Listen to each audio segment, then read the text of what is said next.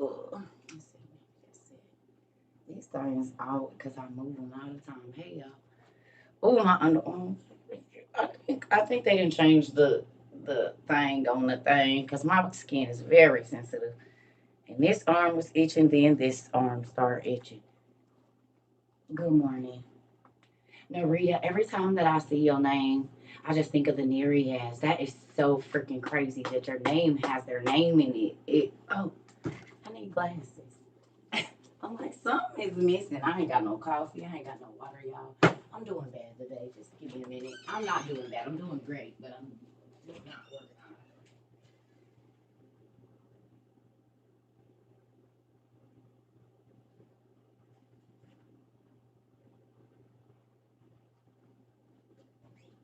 it. All right. I'm a little worried. I'm gonna make me some coffee. I think I'm gonna make tea because I've been drinking a lot of coffee. Ooh, I use men's degree, girl, because I sweat like a whole something. A whole 700-pound man. It's how this sweat be pouring down off this body. Shoot. Goodness gracious, I'll be hot just because I'm hot. Oh, what are what books? That's a very vague question. Beyond and whatever. Oh, you're not asking about all these books behind me.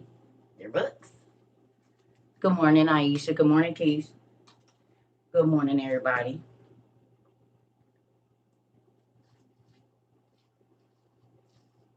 Oh, well, then you already know what they are. You gonna ask a question. See, we don't, what is it, redundant? You already know what they is. You talking about these books right here. Them, you already know what they is. You answered your own question. Because if you can see that they law books, you already know what it say. You got some good eyesight, because I can't even see. I'm gonna have to turn around and look at it. Why do you do that? Good morning, Shanika. Good morning. Studying the Giants. I had 10 books out. Come on, Amber. See, you're getting it now. You can't study with just one book. There's absolutely, and you need the internet. Hey, Ro. Hey, Jill. Hey, y'all, I'm putting more oil on my glasses. That's so funny that you say that because I was getting one of my questions I wanted to ask y'all today is how much do you enjoy learning about the word in life now, about everything around you instead of being in the dark about so much? I was just watching a video on Tubi about Jesus. Come on now. Never thought y'all would do this much church research, did you? Try to sneak out, get there late, and leave early. Good morning, Dr. CC. Good morning, Nicole. Good morning, everybody. Good morning, One Love. Good morning, y'all. Who thought they was gonna be sneaking to study? And 2 years ago, you did not think you was gonna be sneaking. I know CERCA probably. Oh man, you said I sure didn't. I know y'all. Now you sneak to be researching and stuff. They're like, "What are you doing?" Oh, I was just learning and continual hunger. I love that, Jess. I told y'all. Come on, listen. Now do y'all understand why I have so many books and why I've learned about so many things? And it's almost impossible. Okay, it's pretty much impossible. Well, nothing is with God is impossible. But do y'all see how I'd be like, I don't know where it said? Think about how much stuff y'all done studied in just this year, 6 months. If you only been here 3 months, think about how much information that you have taken in, and we really can't even get past Genesis. We still really if we going by our KJV studies, every single thing that we've studied this year, we still ain't past 6. We still ain't made it past Genesis 6 for real. I mean, we play around in there, but in all reality, all of the studies that you have done for this last year and a half, if you've been here however long you've been here, because I'm at a 66. You're not a 66er anymore. This is 66ers Anonymous, or whatever you want to call it. Good morning. This is 66ers Anonymous, honey. The recovery group for the 66. This is what we Power went out twice yesterday. Thought about you. Oh, did you got your stuff? 361. Why y'all laughing at me? It is. You're under recovery, honey. 66ers Anonymous, honey. Double six A, right? You found a solar panel for $69 Saturday at Walmart. Good job. So I did some talking to some people yesterday. That's why I didn't get back on because I was having actual conversations with people that I know. You know what I'm saying? I be forgetting to do that sometimes because y'all be taking up all my time for real. Y'all really do. Even when I'm not on here, I'm answering emails and doing all that stuff. So, and then sometimes I just sit in the whole days because it be so much stuff I need to do, and I just be paralyzed sometimes. I ain't even gonna lie to y'all because this can be a lot. But I was just thought I was crazy for stocking up. Hold on. Dang. Makes no sense how blind people are, baby. I love what you teach me. Thank you so much. Okay, so look. Oh, I did break. I went on and broke the damn chair. Can y'all pray that CERCA don't be so heavy-handed with stuff? Because I be breaking stuff. I broke the damn gooseneck thing that is super strong first. Then I be breaking stuff. I done broke this damn chair. It lasted a year. That's good. Because I be breaking stuff. Y'all see my books, they don't even have, if they don't stay on the shelf, they gonna be tore up. Dang it. How you break the whole, y'all, look at this. It's horrible. Look how this are. Wait. Y'all want to see? Because it don't make no dang sense. I don't even know if it's going to go down that low. Wait a minute. There we go. Look. Look at this. Patty, you hear me? How in the world?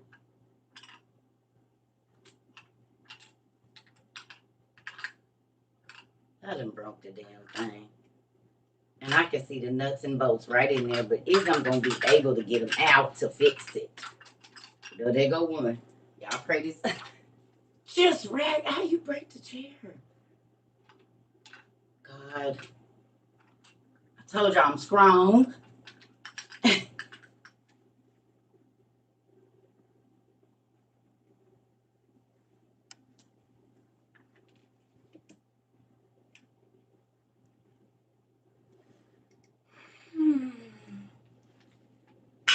I can just, now I need this arm. I'm going to fix it. Listen here, I'm going to fix it because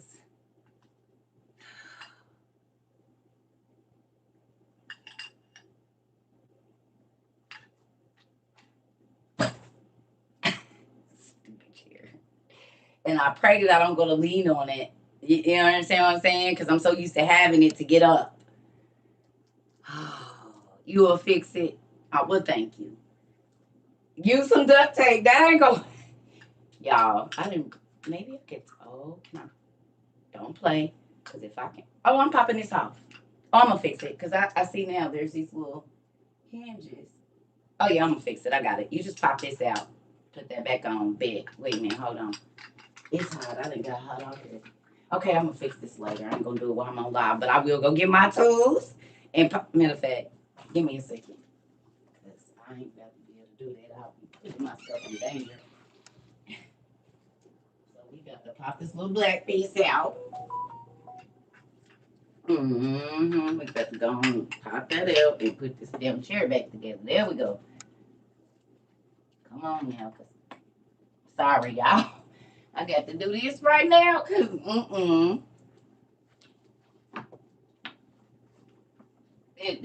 we go. Come on now. Put this good old washer on there.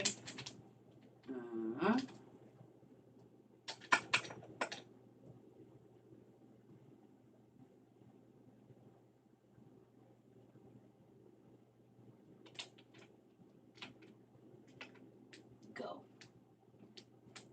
Hold on. Yeah, I'm sorry. I could, because I be in feel. So used to this dang thing being over here. And these, I need my, I have to go get my thing. Hold on. Gotta go get my pliers or something.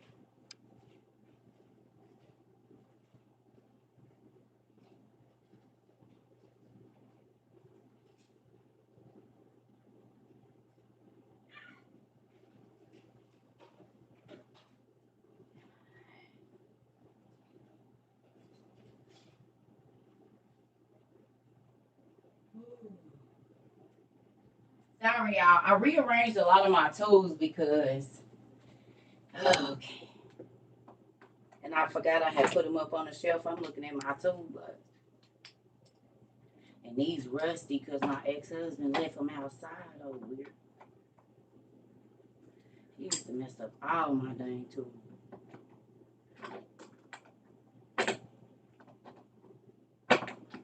Come on.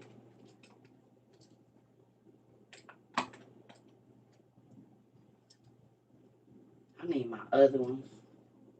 Because these rusted out.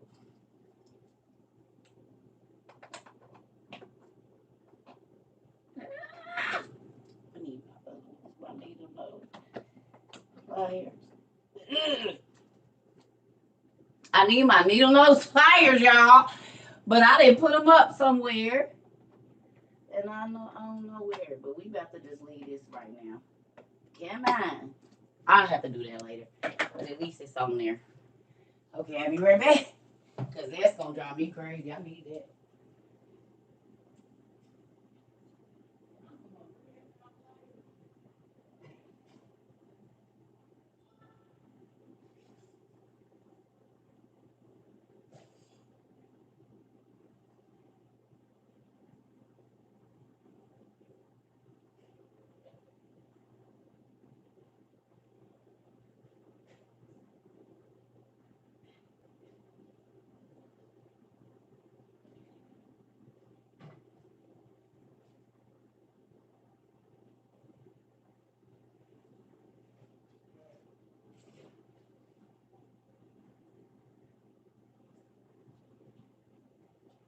All right, y'all. We're going to have to use wire cutters today.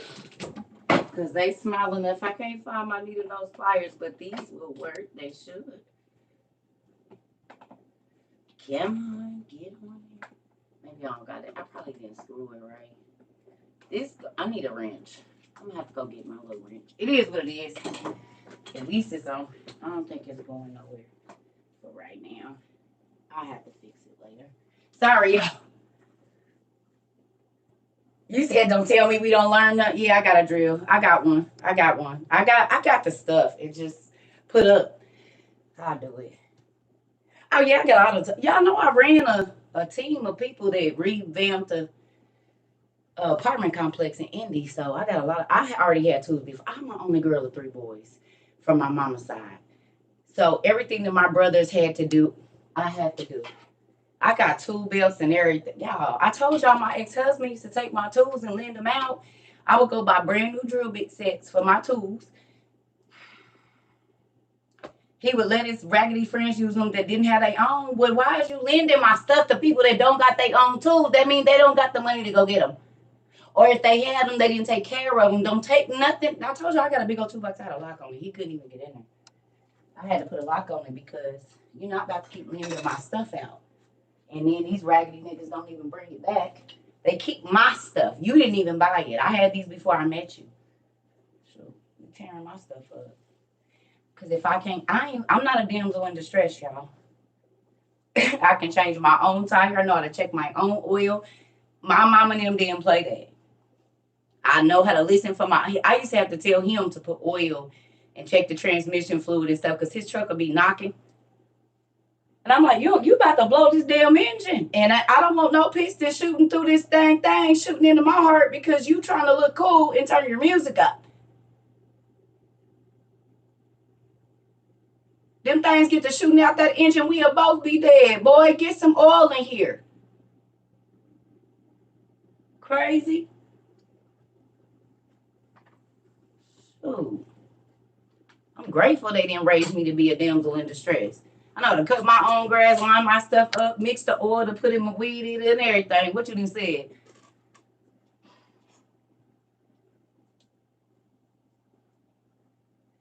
Dug up my own septic tank and cleaned the filter and everything. Come on. Ain't nobody got time to be waiting around you on you. Brothers, get on y'all stuff. And then had a nerve to be intimidated and, oh, you trying to act like the man I got to because you don't know how. Which is sad. And then your old silly self won't even let me teach you behind the scenes so you can look like the man that you want to look like. You just going to try to embarrass me. Well, they looking at you like, why is your woman doing this, silly? Cutie pie that's more worried about his lineup than making sure his woman's nails look good. I ain't got time for that. Brothers, step your game up. And if your mama didn't teach you and God bless you to run into a woman that's willing to pour her wealth into you, here, you better take it. Young man, get that dang thing off your chest. The difference between men back in the day and men now is they'll listen to their woman. You realize how many of y'all grandpas wouldn't be here if they didn't listen to their wife, especially when slavery and Jim Crow laws, and she said, baby, don't stay home. And she'll see that look in her face and understand that she got a woman's intuition and something is telling her if you leave, you're not coming home. And she don't want that. But y'all so stiff in the head now. I ain't got to listen to a beat and blah, blah, blah. Dummy. God gave her to you as a helpmeet.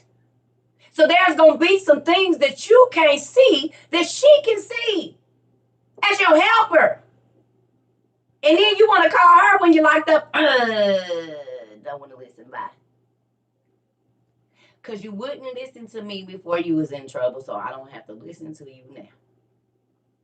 And that is the hardest pill to get human beings to swallow. I don't want to hear it. I don't want to hear it. I don't want to hear it. I don't want to hear it. I don't want to hear it. Oh, but you think I'm supposed to sit on here and listen to you complain about what you didn't want to hear because I had the advice. So you didn't have to say, I don't want to hear it. Click, and I will hang up. I will hang up. My kids included, my friends know. You don't want no solutions. I'm not about to keep listening to your problems. If you want to keep doing the same thing, I don't have nothing for you. I'm not about to waste no 2 hours listening to you talk about the same thing every other day. No.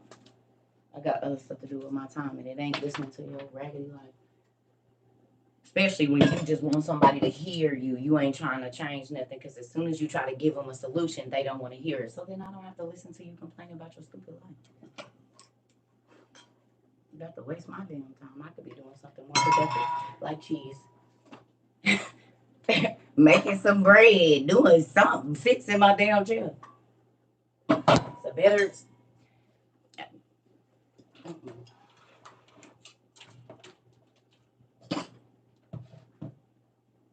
Doing the same thing over and over is chaos. And ain't that crazy? Because in hell, you're going to do the same thing over and over and over and over and over. That's That's why I like new things. I like new experiences. You making ice cream. Come on. And guess what though?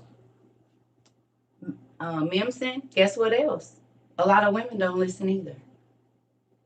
It's women is the same way. If they run into a man that's good and be trying to teach them something, honey, they will ruin him, call him soft and everything else because all they know is men that act like they don't like women because they don't.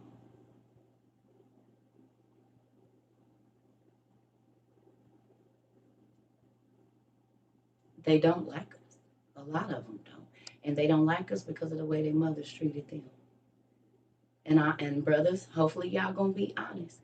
A lot of y'all date outside y'all race because you don't want to date your mama. But our women ain't your mama. And I used to tell my ex and men that I dated or were friends for, what your mama do to you?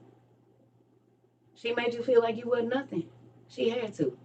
Because anytime you try to tear down a woman who is already physically weaker than you weak as hell.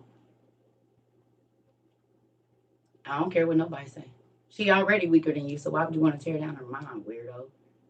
That just shows that there was a woman that had control over you at some point in time, and you feel like she abused her power. We are not y'all mamas. And young ladies, because you saw your mama disrespect every man and act stupid and go cut his tires and do all that old dumb stuff, that ain't cute either. Busting out a man's tires, if you the side chick, shut up. You ain't got no reason to be showing up at nobody's house or nothing because you signed up for it. Heifer, shut your mouth and live in silence. Because what y'all don't know is God will kill you in behind somebody else's husband or wife. He will unalive you and make your life a living hell because you stepped in. It don't matter if that person stepped out. You definitely don't. This is how people get killed. Unalived. And guess what? They not going to jail because you're a jilted lover. It's a crime of passion. I don't know why you think because you get on her man's stick that you got a right. They took vows, babe. Whatever they doing, they took vows. You stay yourself home.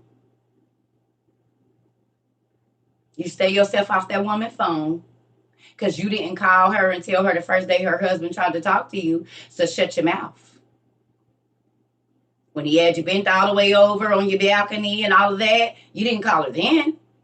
But now that he's trying to go back and do his life, you want to try. You ain't even in the picture, silly. You don't have no leg to stand on, pumpkin. You look silly. Because the fact that he didn't divorce her, and he can still buy you says a lot about your character, poo. Okay, what you getting out the deal? It was Trump change. He was going to spend it anyway. You ain't did nothing. He ain't did nothing. She got the shares, the stocks, the insurance, the house, the car, boo. What you get? Some meat? You can buy one at the store. You can buy one of them at the store, baby. So what you get? As my auntie said, a wet A. The little change he gave you, he was going to spend it anyway, boo. It was either you, the car, his homeboy. So you just don't happen to be where he dropped that change off it. Y'all better get y'all moms together. See, back in the day, if you was a side chick, you knew your role. Hey, yeah, go messing with the. He said, what? Girl, my bills paid and everything. Leave that woman alone. I don't have no reason to go bothering her. What?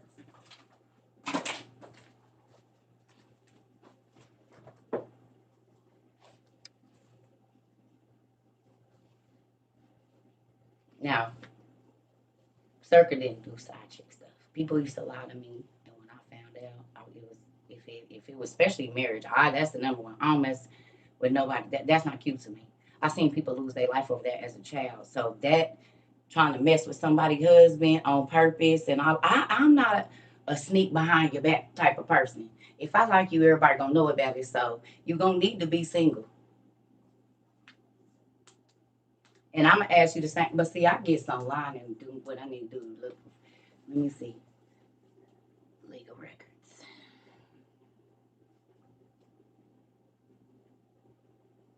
DOC records. I ain't playing. Cause you might be some kind of crazy person and I'm bringing you up. I got kids. Ladies, y'all gotta be a little bit more, and men too. These women spitting in y'all babies' mouths. Her coochie cannot be that good. I'm telling you. For you to let her abuse your baby and act like you don't see it, that's some weak stuff. Cause I'm telling you, I'm busting heads for real and behind mine, baby. I'm going and sit down. I'm going to sit down and behind mine. So I'm telling you right now, jump to me up, please. Y'all crazy. That's my man. He can. Oh, that's my wife. Man, I'll slap you in your face and punch you in your throat and kick you in your nuts in behind mines. Boy, you going to be on the ground in behind mines. I wish you would. I would, and she better got some too. I'm not saying you cannot discipline my children, but mamas, y'all should be raising y'all kids to where they're not disrespecting that person. And if that person is, you give them a device so they can record it so you have proof. Because kids lie. That old trying to tear his life up because he don't want to no more. Be happy the headache is gone, boo-boo. Evidently, y'all wasn't happy because he found something else. So why is you going to torture yourself trying to make it? Do you realize that every seed that you sow, it comes back multiplied? You're doing nothing but ruining your own life. And whatever it is that you're trying to do to get under his skin, when he don't react, and God is so amazing, it makes you even more furious. So you look crazy. Men and women, I don't care who it is, you look foolish. There's nothing cute about being out of control. Nothing. There's nothing cute about being out of control. There's nothing cute about you not being able to verbalize what it is that, or verbally communicate what it is that you feel. You got to go tear up somebody's stuff. Try to tear up somebody's life. Try to put somebody on blast. You're bitter and jealous. Anytime you got to try to put a person on blast, you can tell a story without telling the person's name. You can tell a story without, it's the ways. But when you do that,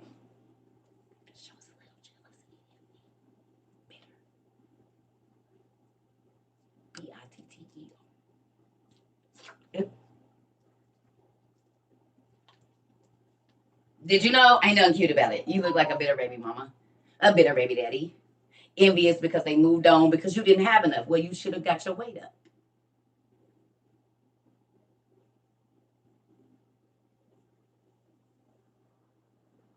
God be speaking to you about your bitterness for real? I hope so. Who want to be around a bitter person? Envious person. Let me show you what envy look like. You go to a get together with your friends, and every dude that try to talk to her, she then a dude try to come talk to you and girl, I wouldn't talk to him. Girl, you need to watch him.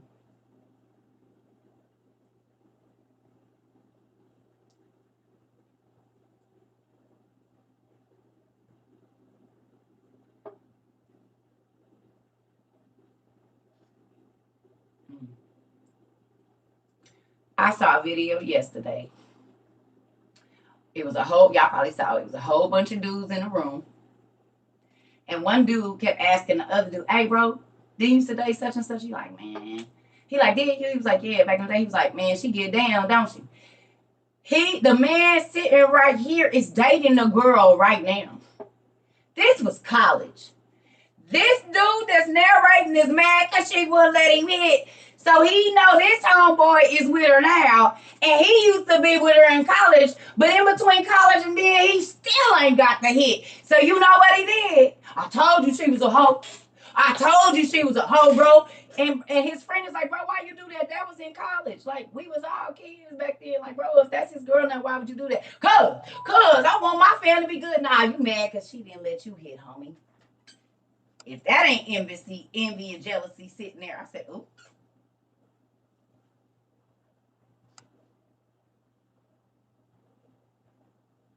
Because if you would have smashed, she wouldn't have said nothing. But you mad because she wouldn't let you smash.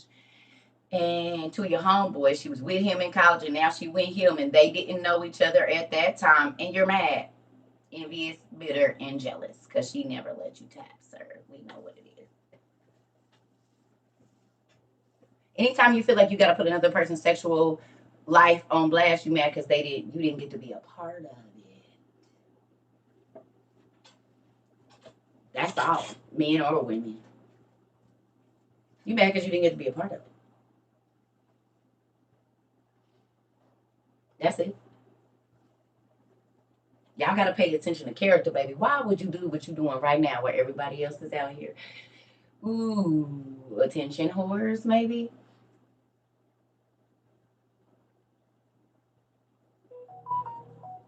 Yeah. Just maybe, huh? Better watch your actions while you're doing what you're doing. Because God see your intention.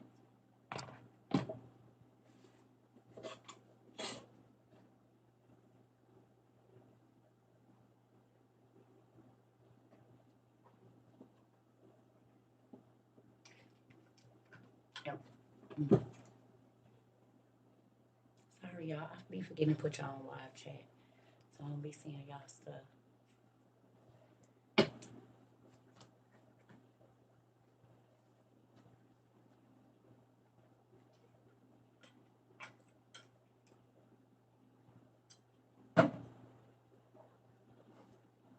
What happened, D?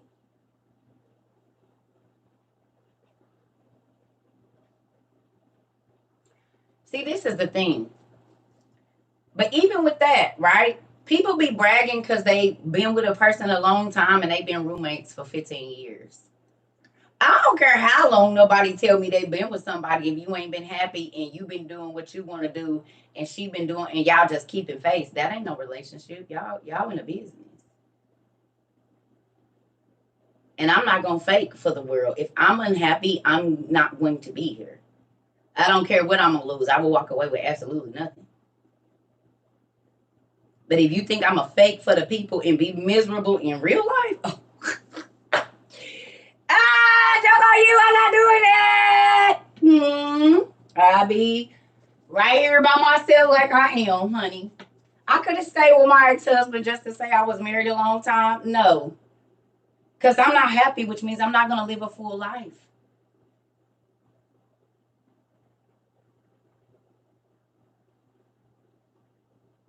And then I'm going to have 10, 15 years of regret. Ooh, no. I don't do that with friends, nobody. If every time you come around me, you make me feel some type of way, I quit being around you. Because I'm not going to be tense and worrying about what I'm going to have to say and all. Just don't come around me. And that's a real thing, y'all.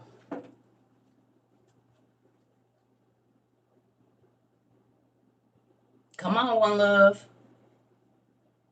Let everything house and all. Listen, your peace, there is nothing more valuable than your peace. No shoes, no cars, no house, no clothes, no money, jewelry, trips, none of that. Because you could die in the midst of that and never be an enjoyed life. And someone else is going to get all of your stuff. If they marry again, the person gonna move in their house. If they, you know what I'm saying? Like, and your stuff is gonna go to whoever want it, and they gonna start over. So why are you lying to yourself?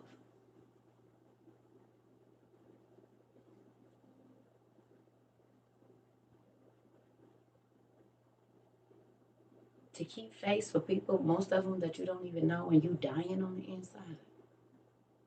You are rotting away. God brings joy. God brings you peace. He don't keep you confused. Sometimes you don't like when he show you this stuff. You be like, oh, that hurt. But thank you for showing me so I know how to move. Like,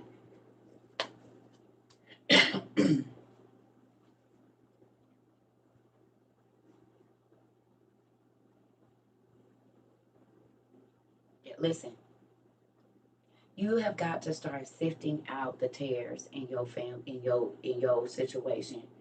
Yes, ma'am, Katrina. Well, hey, baby, God knows. Y'all got kicked out. They playing. Y'all know how they do. This is the thing. God said the wheat and the tares is gonna grow up together. But when you go and you start shaking it, and right, the shaft gonna be taken away in the air. They fly. They move around like the wind. They toss to and fro. Whoever friends they with their friends. And I ain't saying you always gotta have the same friends. I'm saying you not original in no group that you in.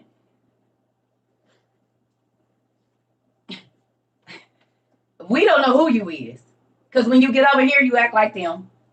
When you get over there, you act like them. When you get over there, you act like them. And when you over there, you act like them. And when you go home, you ain't none of them people.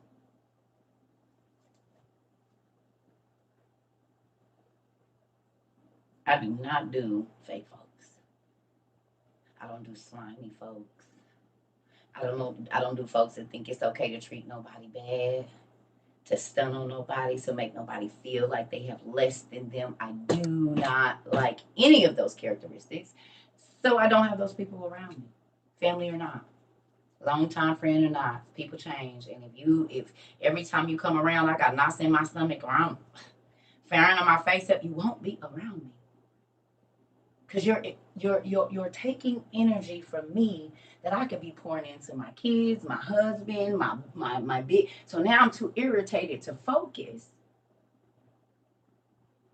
And this stuff don't even got nothing to do with me. 9 times out of 10, it's all your stuff. Because I woke up happy this morning.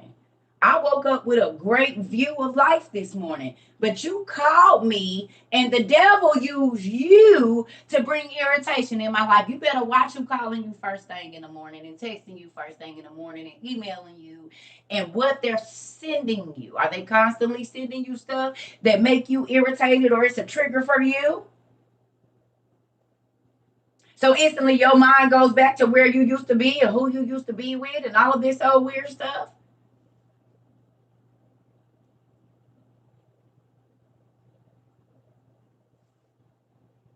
What words are you allowing into your mind before your day even gets started?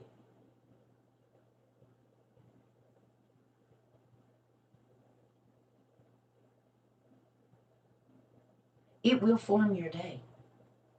That's why I tell y'all, if you can, the first 30 minutes of your day, don't be on no internet, don't be on no phone, get your devotional book out, or open your Bible, and whatever it is, read that.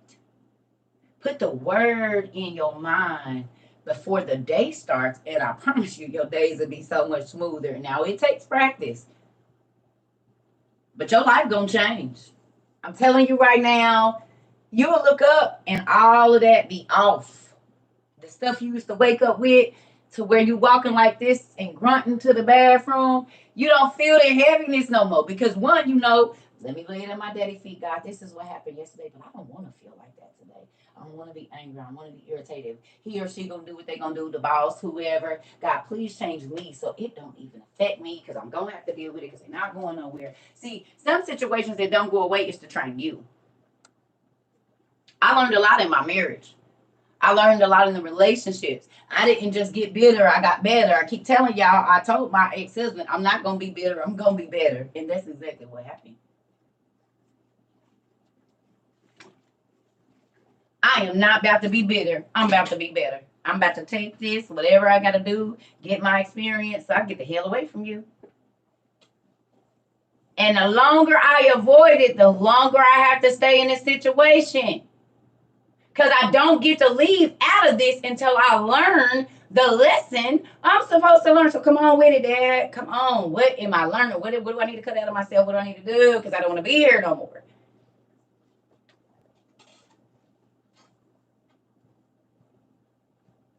You gonna have to stay trapped in it. You gonna, because you won't grow. plan right here. I told y'all when I was in the club, people used to be like, she gonna be in here forever, babe. I got a plan. And I ain't talking about a plan to make a lot of money. This is a plan where I can go to work at whatever time, get off at whatever time, and be home with my kids to be a soccer mom in the morning. This is the plan. But even in that total time, it was only a year. And for my child to run into somebody that knows me from 20 years ago and say, what your mama doing right now? And then they telling her, like, yep, that's about, yep. She said it. You don't gotta stay where you at. But if you only talk about the negative, this is the trick of the enemy, your speech.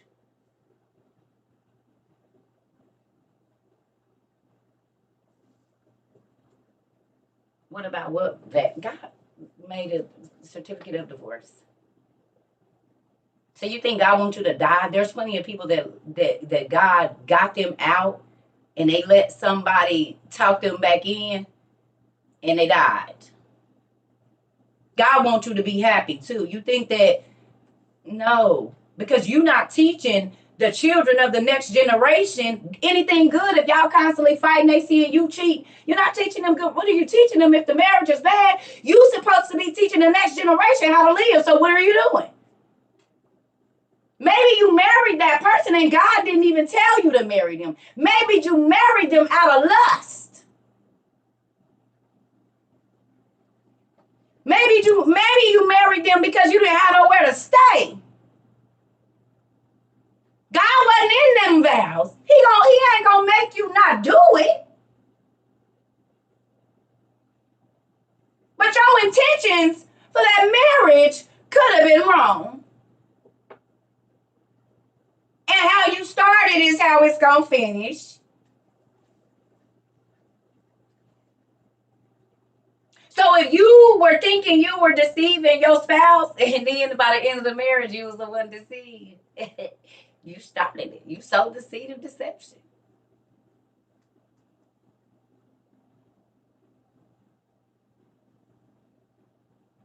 How did you start it? Why did you start it?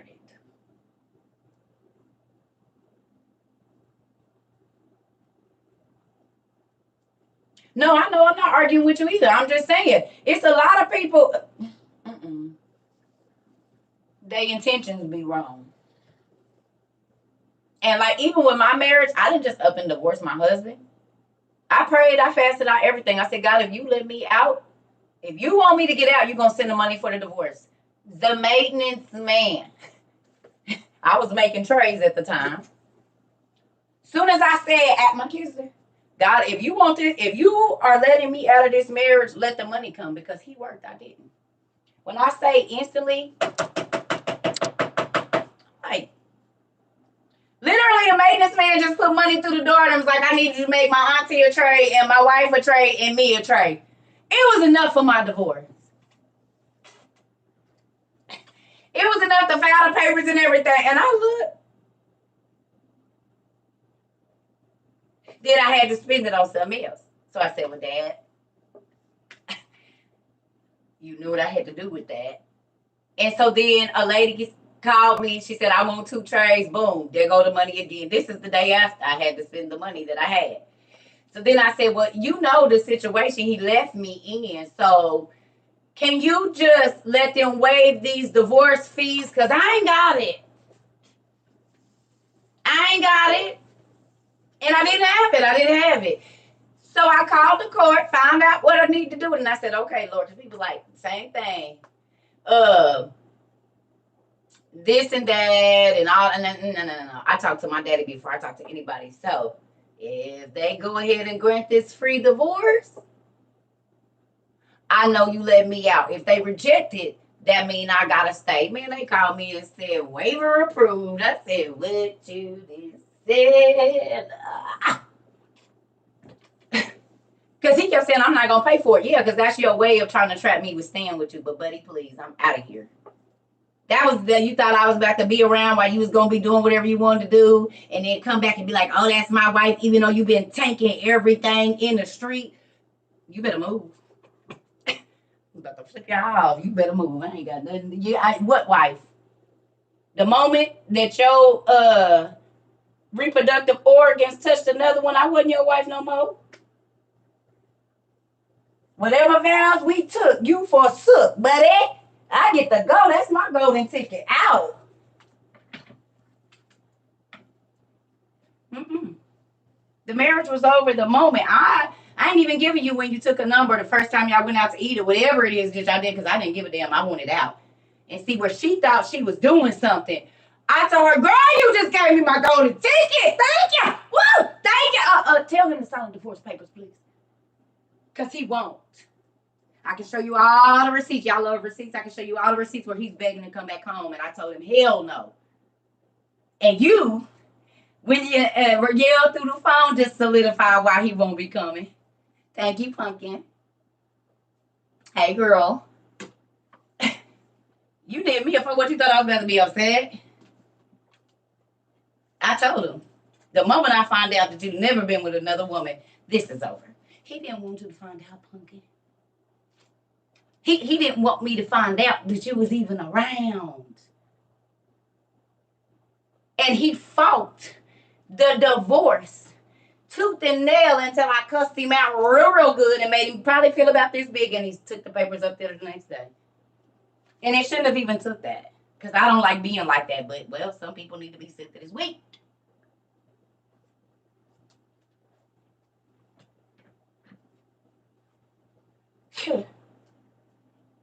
And now it's, I wish I would have listened. I didn't realize what I had. I should have stopped listening to my family. You mean all the stuff I was telling you when we was married? Oh, well, shoulda, coulda, woulda. It's over there. They live over there. In my past. I don't do shoulda, coulda, wouldas. And if you can't get it, I don't got to be miserable because you won't understand. The friends that, girl, and be trying to throw shade and all that old weird stuff. Oh, no, boo, I can't. It's cute, but what? It's cute, period. Watch them. Y'all better start paying attention to character.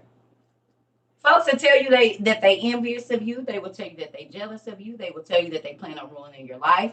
If anybody is always trying to bring up your negative attributes around or the things that they feel like is negative around people,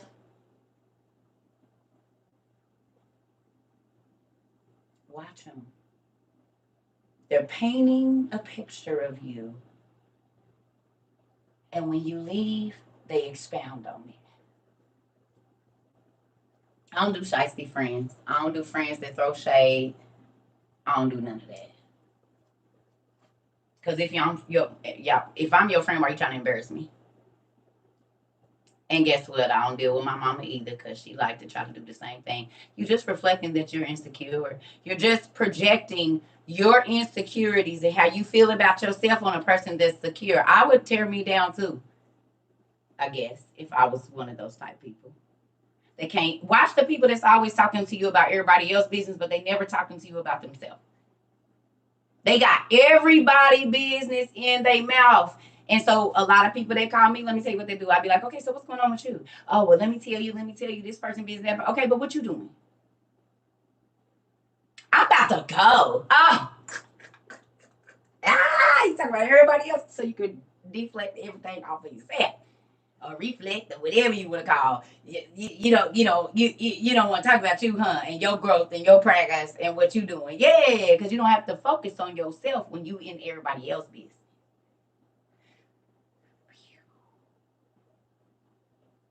Watch the folks that when they call you, they instantly start talking about everybody else's business. How they're not, what they're not, they need to be, blase skip. Watch that. Because why you ain't talking about you? You called me and you the only people on the phone. Why is we talking about everybody else? Let's talk about what you got going on with your life. How are you improving? What are you doing in it? And if you talking about the person, why ain't you helping them?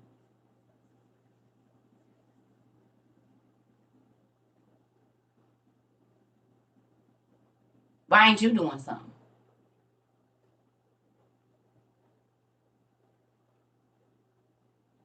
They can't budget their money, sit them down and teach them how to budget it. They're your friend, right?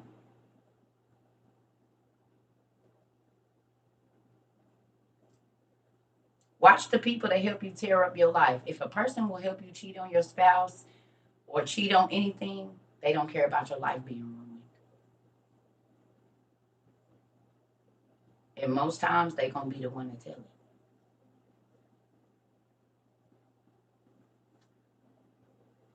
They didn't already told it because as soon as you did it, they called one of their family members who called somebody else or was sitting there with their friend or whatever it is.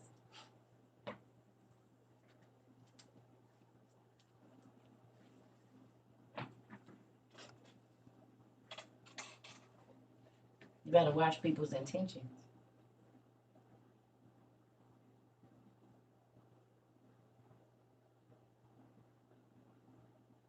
I guarantee you, if you start looking around, um, you're welcome. If you start looking around at the people, I don't care if it's family members, the people that you choose to be with, getting like at work or whatever, the people you click up with at church, start just listening.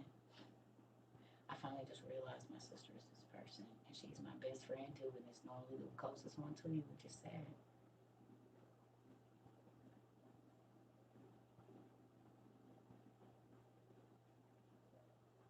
You know what I mean? Um, that being said, speech. That's the word I want you to write down for today's speech.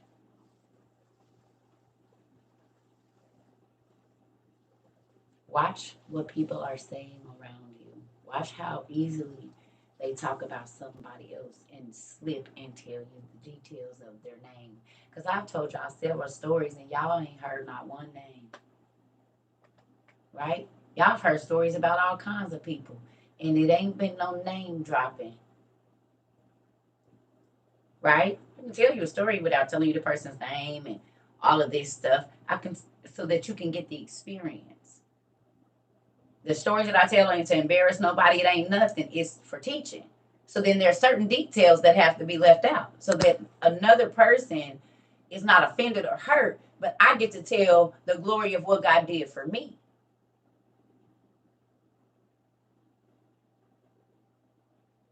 Even when I was out in the streets, I did not name drop.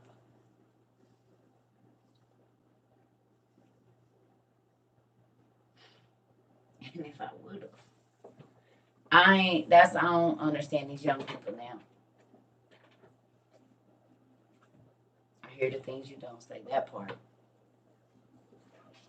So with that, oh y'all pray for me because I'm a little exhausted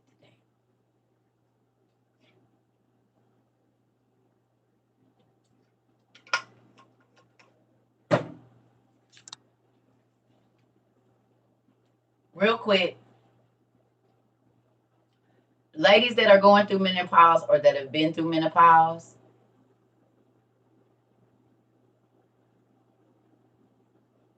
oh, thank you, Beyond Average. Can I tell you something? My whole life has been a teaching lesson. Honestly, I've been teaching people since I was like 5 years old. And that's not a joke. Seriously.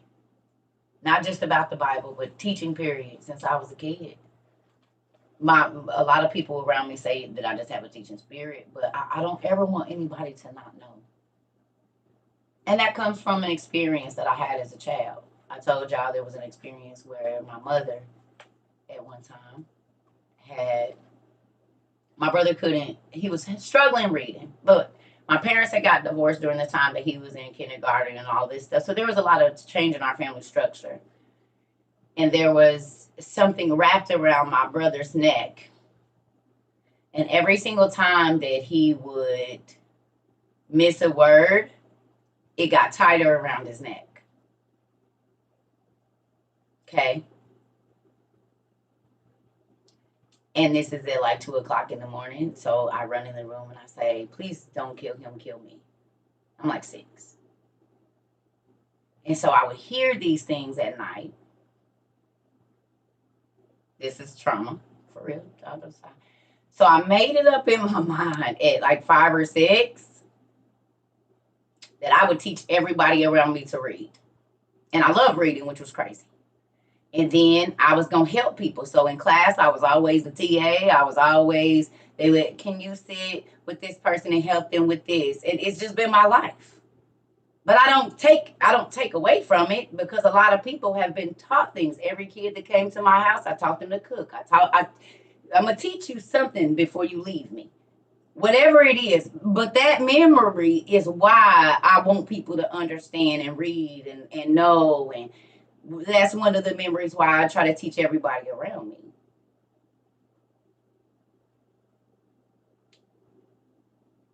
Real life. So your childhood do form your opinion of how you gonna live or whatever, but it's up to you if you use it as a thing to be bitter or if you use it to a thing to help people. I've been through traumatic things that people probably wouldn't even believe that I lived through, but I'm grateful. And this is why I tell y'all, can't nobody take what I got, because the world didn't give it to me. So the world can't take it away. You said I was ordained for my position. Moon sugar sparkle butt. Let me show you something. That's crazy. You say I'm about to show you my page for today. Did my devotion this morning and I was crying on the toilet thinking that's crazy. Okay.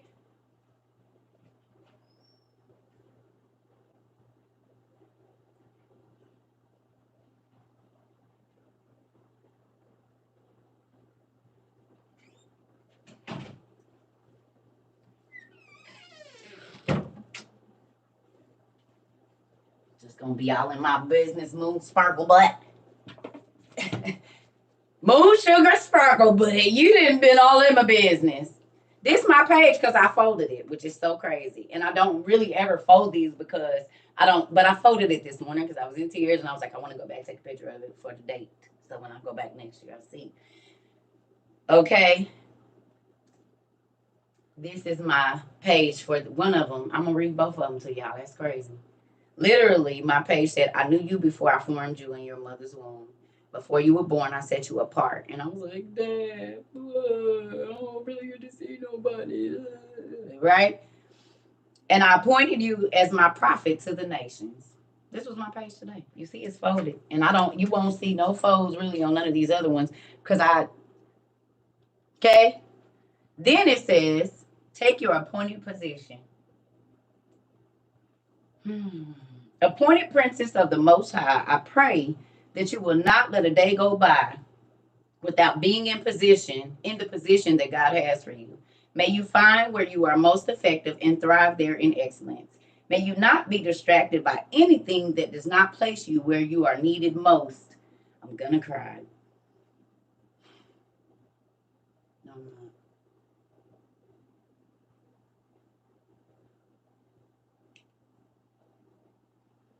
May you not be distracted by anything that does not place you where you are needed most. I pray that you will have a clear-cut vision for your life and that you will not second guess the will of the Lord. He works everything out for the good of those who love him and who are called according to his purpose.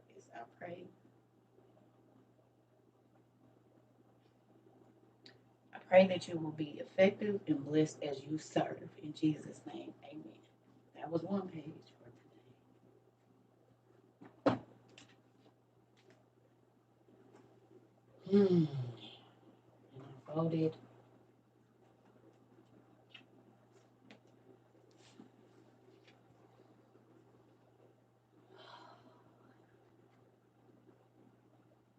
And my second page was impact.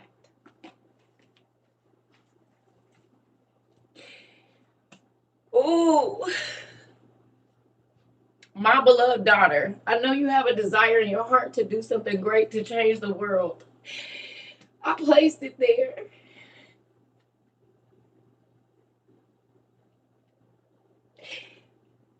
You are not called to live a life of mediocrity.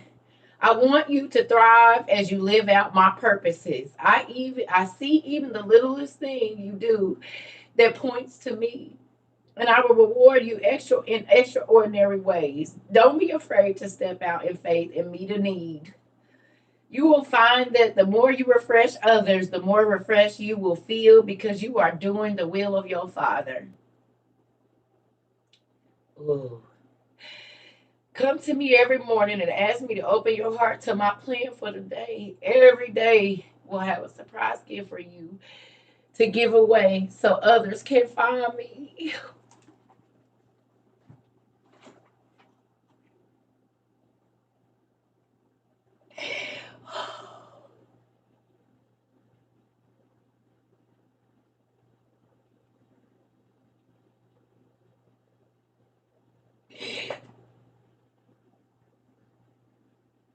Oh,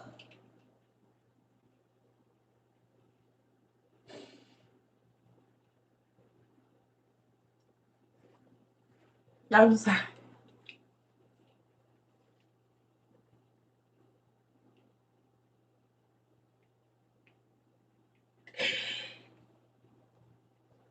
Love your heavenly Father says, "Oh God, you are my God. I earnestly search for you. My soul thirsts for you. My whole body longs for you in this parched and weary land where there's no water. I have seen you in your sanctuary and gazed upon your power and your glory. Your unfailing love is better than life itself. How I praise you. I will praise you as long as I live, lifting up my hands to you in prayer. You satisfy me more than the richest feast, and I will praise you with songs of joy." And then it says today's decision. Starting today, I want to live my life with passion through passion that my Heavenly Father has placed in my heart. I no longer want to pass by the needs of those around me when I have what my God has given me to meet a need.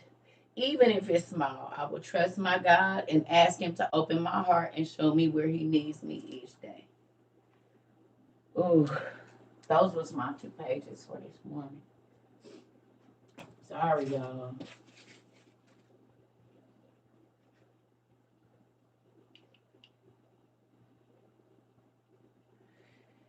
And y'all know that's how I try to live my life. I try to bless every single person that I come across. That's why I be so mad because I've given up my life. There's so many opportunities, y'all. Y'all could have seen me on the screen in a completely different way, I promise you. But I turned so many things down. Y'all would not even believe the opportunities in my younger days that I turned down.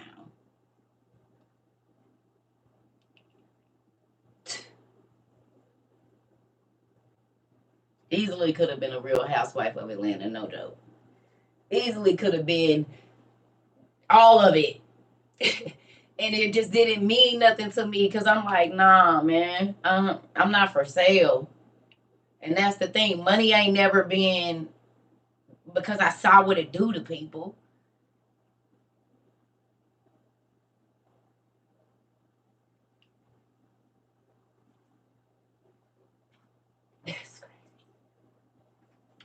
So when people come on here and they mean to me, you don't even know me. Go away. You don't even know what it took for me to be alive, to stand here today. Because I wasn't supposed to be here because the devil been trying to take my life since I got it. Literally. God hid me in my mother's womb because she was going to abort me. They kept telling her she wasn't pregnant until she was 5 months pregnant with me. This was in the 80s, 70s.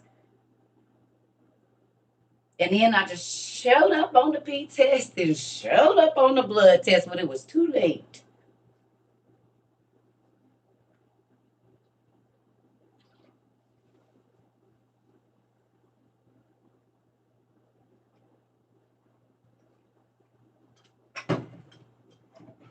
That's why y'all got to be careful what y'all say about people. You don't know what it took for the person to be that they are, who they are today.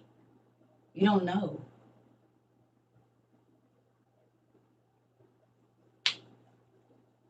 I love you, Mr. Darrell.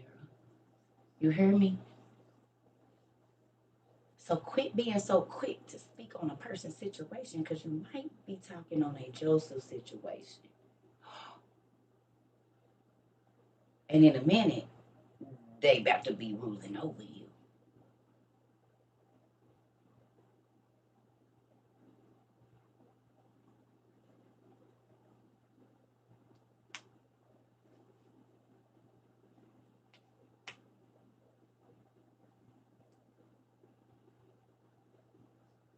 Telling you, watch your mouth. Because some things God might just do it. I sent you instructions on how to hook up your CB. Thank you, Auntie. I think I seen it in here just now in an email. I did see it. Thank you. Yep.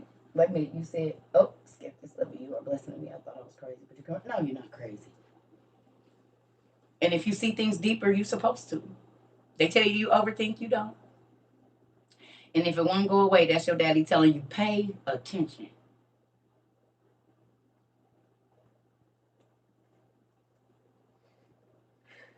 That's why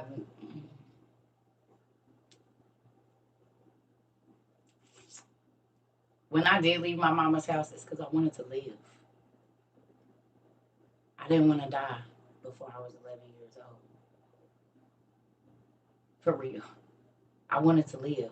So when she put me out, I felt free. I didn't have to go back. I didn't have to be worried about if I was going to wake up to her choking me or get the belt because she didn't have a bad day at work and now we getting beat for 4 hours until the sun come up. Like I didn't have to try to go to school and lie and cover my whelps. And I didn't have to. I would rather deal with the world outside on the streets. And my mom was not drug addicted. There was no alcohol, nothing. We had a very beautiful home. And as far as the world could see, everything that you could possibly want. But the mental and physical abuse, the emotional abuse that happened because she wouldn't heal herself, changed my life forever. Do you understand? And mamas and daddies, if you all are not healing yourself, you are ruining your children. They should not have to live your trauma.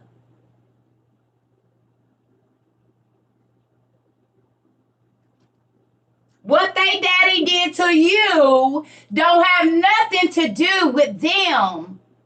Because you ain't going to tell that your daddy caught you, they daddy caught you with his brother. You're not going to tell that. So these babies grow up thinking life is a certain way because you manipulated them. You didn't give them the option.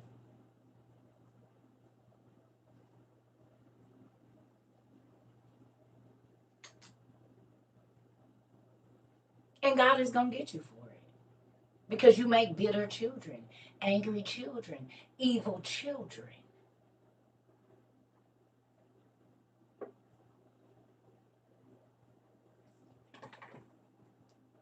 Oh, Miss Rhodes, love you.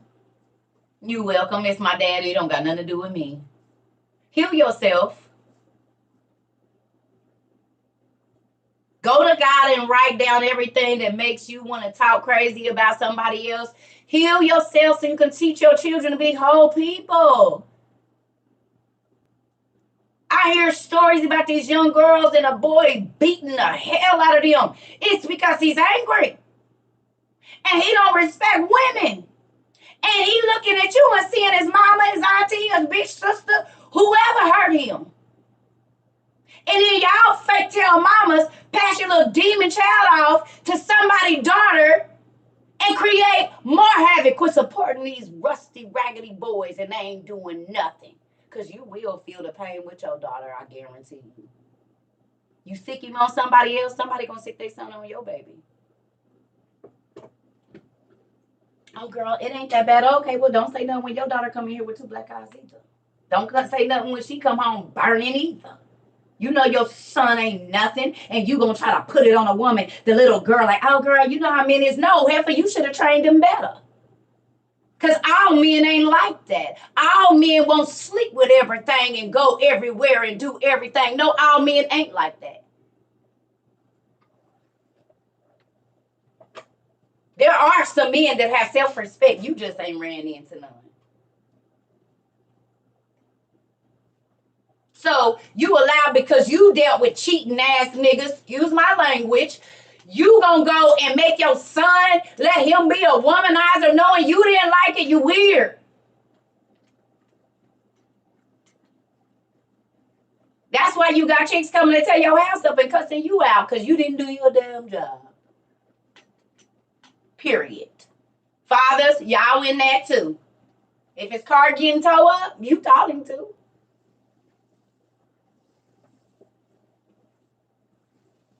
Chicks busting his windows out, don't go do nothing. You taught him to be however you taught him to be, and those are the repercussions of him not being a stand-up guy.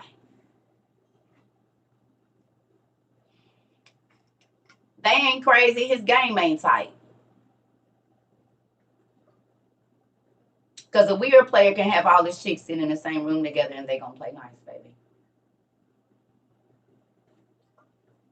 If you that type of dude. But if you gotta lie, women too, if you gotta lie, cheat, or whatever to have both, you ain't player.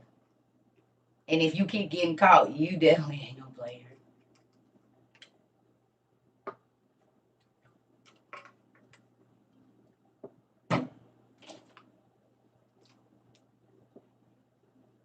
I ain't gonna tell on myself, but it's been a few people that's all been sitting in the room and everybody was gonna play nice.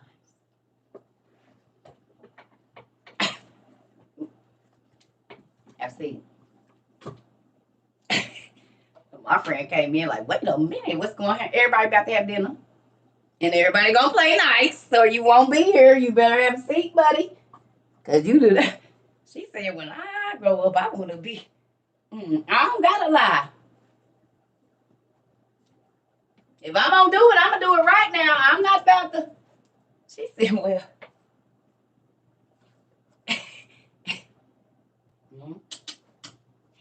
What you said? And did and was, and you better be nice or everybody gonna have seat. Only scared people lie. Come on. What I got to lie for, Craig?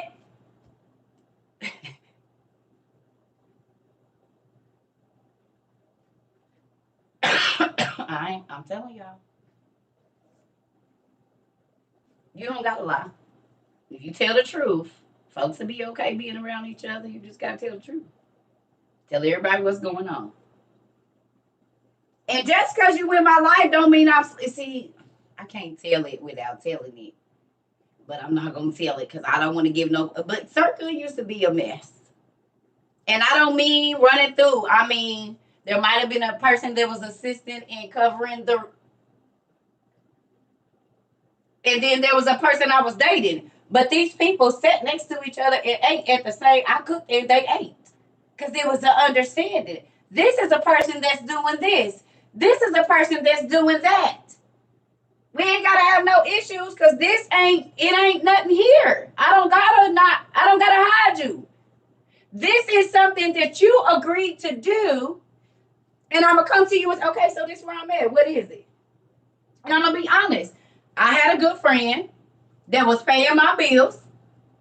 He knew that I was dating someone. I did not hide that. And I said, well, I didn't start dating somebody. So what you about to do? He was like, he might be a fluke. Nah, I keep paying him. And my friend came over, which ended up being the case. And they were sitting there and she said, oh. So I said, so what? They know what's going on here.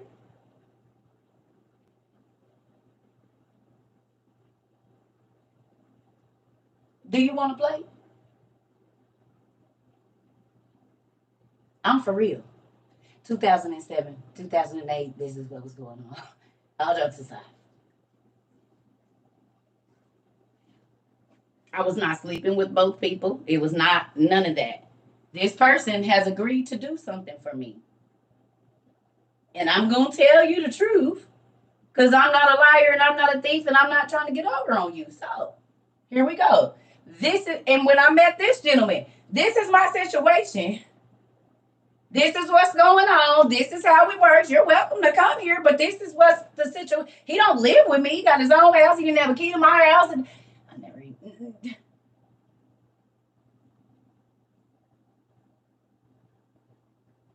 Y'all want to know? I'm telling y'all the truth. That's how I'll be like, I don't respect no liar. Because I can't, you can't tell me no reason of why it's okay for you to lie to me when all you had to do was tell the truth. Because if I want to be here, I'm going to be here. But you must know that if you tell me the truth and I won't be here, that no. You don't have to lie. And if you got to lie, you not, I don't respect none of that. You better tell. If you can tell the truth and still keep doing what you're doing, then hey, I'm going to dap you up, player. Give me a minute. But if you got to lie to keep what you got, you're not doing nothing. You are not doing nothing at all.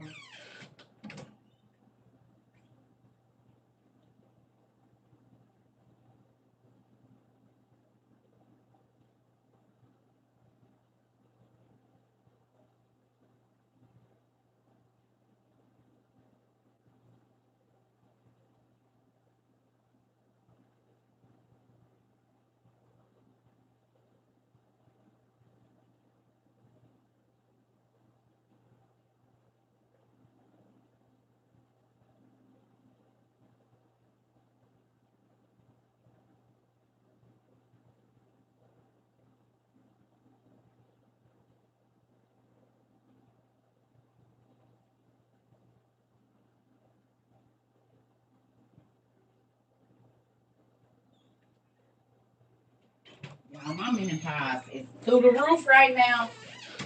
Telling y'all. Oh, shoot. People be, that's why all this whole sneaky link, what is that? I ain't sneaking. Nothing. And if I got to sneak, I don't want it. Mm-mm. I don't do sneaky links. Because sneaky links is how people be getting shot. Sneaky links is how people be getting killed, locked up, stuff towed up, embarrassed, as they say in the South. I'm not trying to be none of that.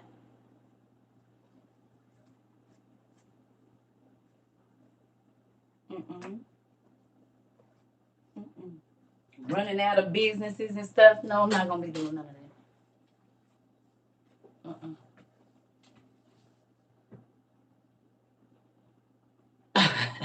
Tamika. Young people, you don't gotta be a liar. Tell the truth. You get more when you tell the truth. I promise. You ain't gotta lie, because if they want you, they gonna deal with you regardless. Don't lie. Tell the truth.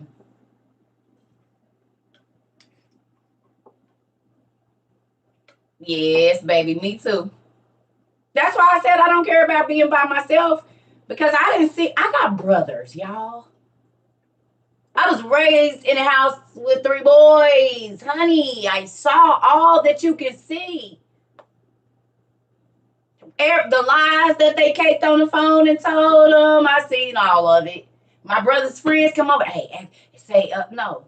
And if she come over here, I'm going to tell her you got another girlfriend.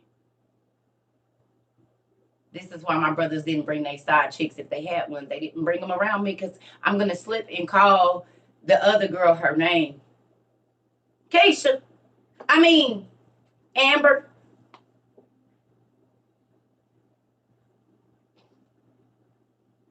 Hey, Key. Oh, you ain't Keisha. Who is Keisha? Oh, I don't know.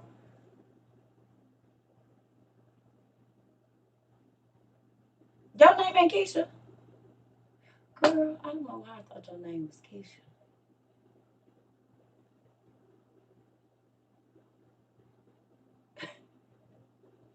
I told my daughters, don't bring more than one person to it. I don't care. I told my daughters to actively date, which means don't sleep with nobody, go on as many dinners and stuff as you want to, because you don't got to give up no booty because somebody take you to eat. Take you to the movies. That is not a coochie ticket.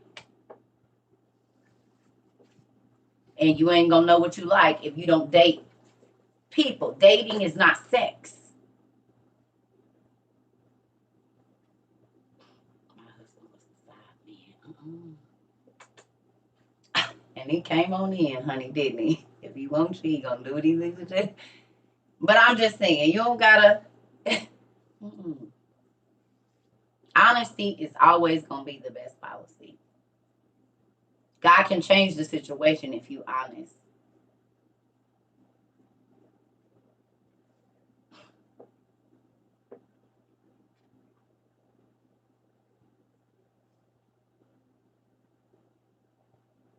Come on, Tamika. And mamas, if y'all letting y'all son bring different chicks there and y'all lying to her, God is holding you accountable for that.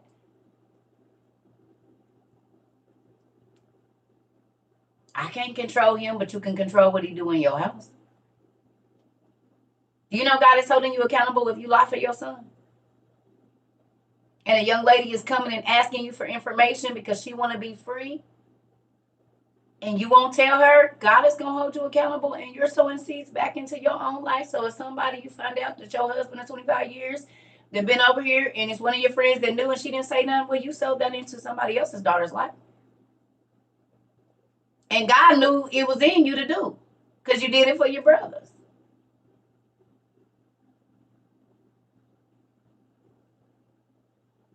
So you sowed them same. So keep covering up for people. You just sowing that into your life. You're going to be the one surprised. And you're going to find out somebody been holding a secret from you. You reap what you sow. There is no way around that.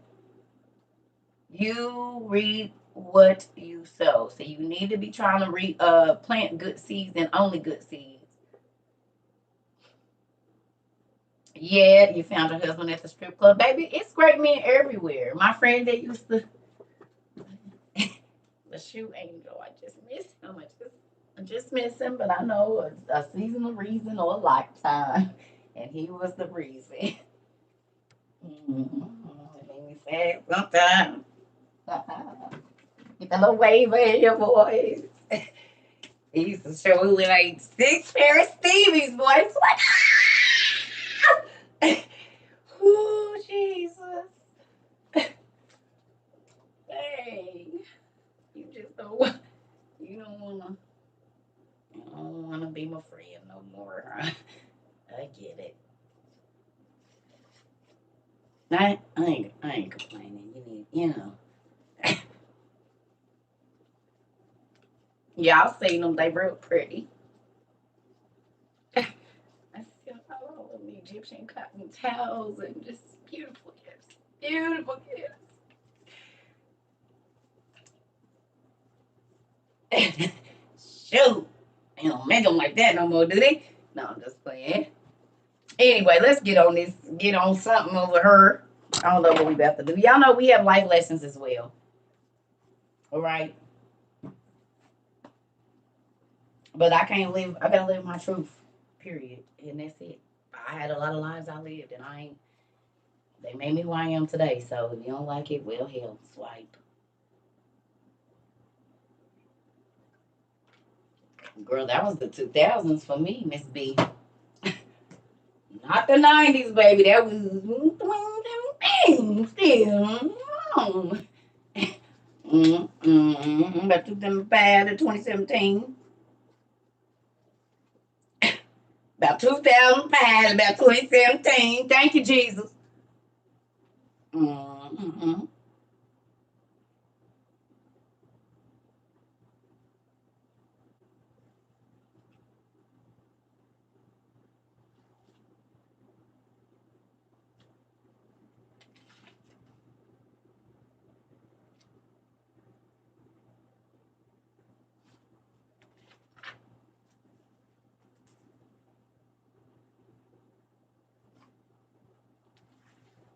I'm trying to think. I really don't got nothing in my mind, but I'm trying to think of a good story. What we got? Let me see. Because y'all know it'd be a lot. I'll be trying to find something good.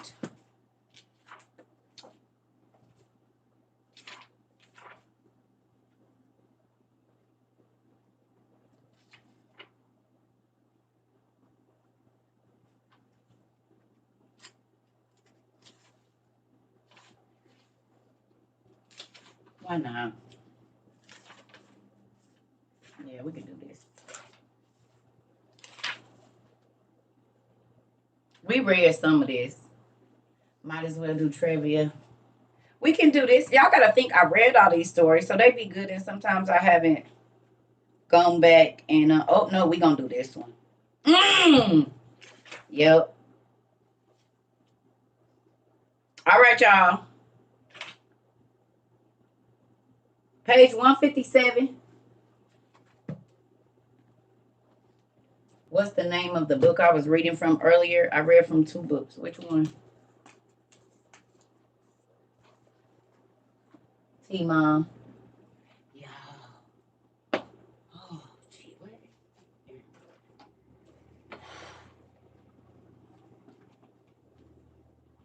This one.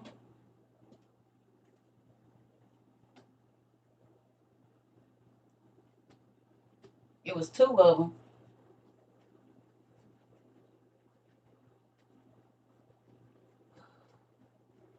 His Princess Every Day. Oh, yeah. It's called His Princess Every Day by Sherry Rose Shepherd.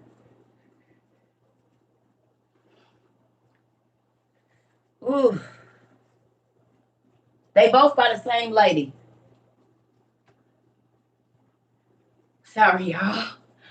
And my air is on 69. Jesus. Oh, God. Oh, hold on.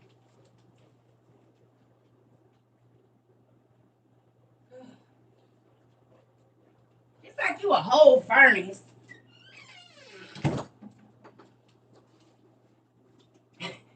You be a whole damn furnace. Y'all just listen. Go to Google and type in Sherry Rose Shepherd. And all her books is gonna come up. They got several. That lady just died too. Like a month or two ago. Welcome to menopause, baby. How you wake up in a hole?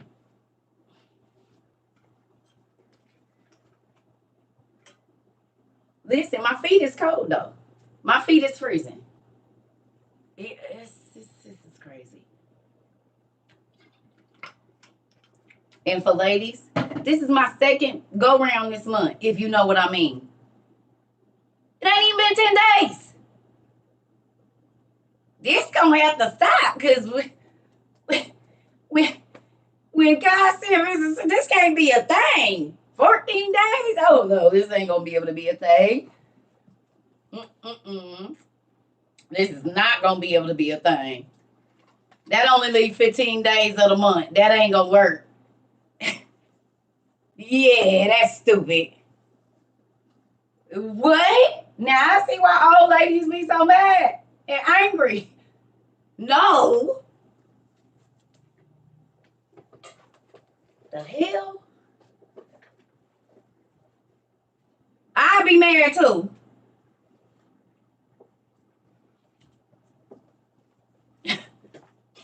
Stupid. You gotta be hot and sweaty. You can't do nothing with it. Hormones through the damn roof. Like, what in the world? I'm 42, then hit hard. I'm 43, and it just kicked in real good. Where is my fan? Listen here. Eve, your old raunchy tail. Oh.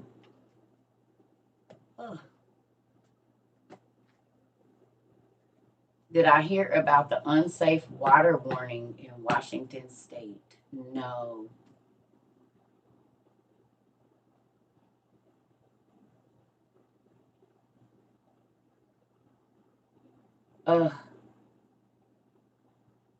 Got 3 different temperatures going on at the same time. What you just said. Okay, so look. Man, raunchy still. Mad at her. Okay, 157, y'all. 157, Manasseh's Wicked Reign. We read this before, but I like this story because there's some stuff in here I want you to see.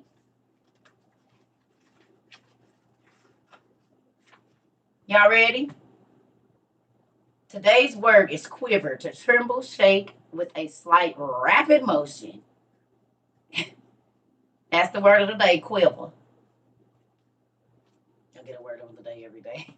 Just thought I'd share it with y'all. And now I'm cold.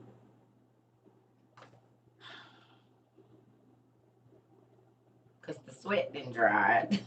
This is ridiculous. Oh, man. Excuse me, y'all. And now my toes is cold and everything.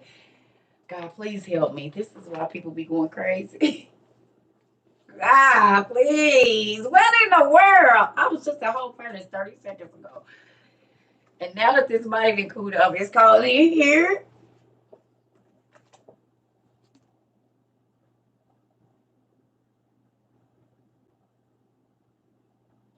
Me too. It's a fan right here. It's the fan right here. It's the heater right there. I don't know. I just don't know, family. I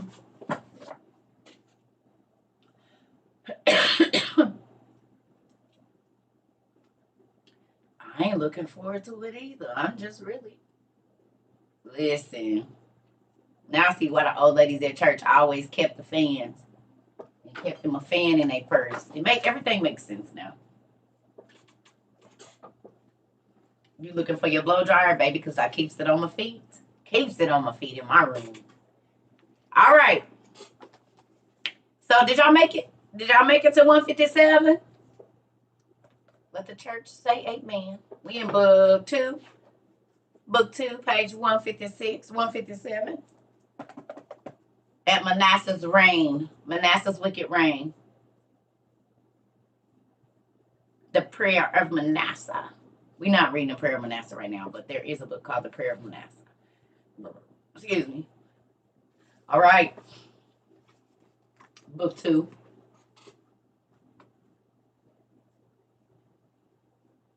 Okay. It says that it came about after Hezekiah had died and Manasseh had become king. Manasseh did not remember the commands of Hezekiah his father, but forgot them. And Samael dwelt in Manasseh and clung to him closely. Who is Samael?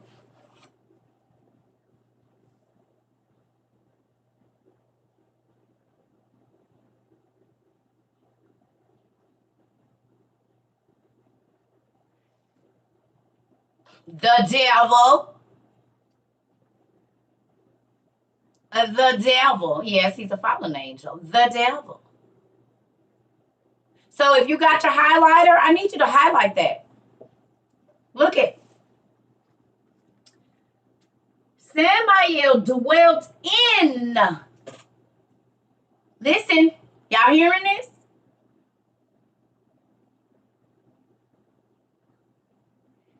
Samuel dwelt in Manasseh. Okay? What's the definition of dwelt? Let's get the definition of dwelt.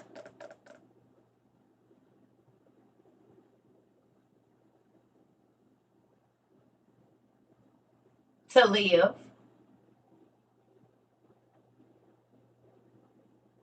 To live in. To live in. So let's read that again. Let's go back. But forgot them, and Samael or Lucifer or the devil lived in Manasseh. So if a devil or a demon live in you, what does that mean?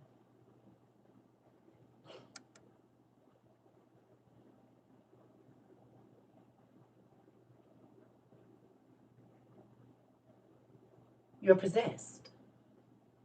Who remembers the other day when I said the disembodied spirits, because they don't get to be in their bodies and they caused so much havoc while they were alive, while they were in their bodies, that the only way for them to live through is to possess us. That's the closest that the disembodied spirits are going to get to living a human experience again, or to being actually living, breathing flesh. Let me ask you a question. Is Manasseh mentioned as one of the kings?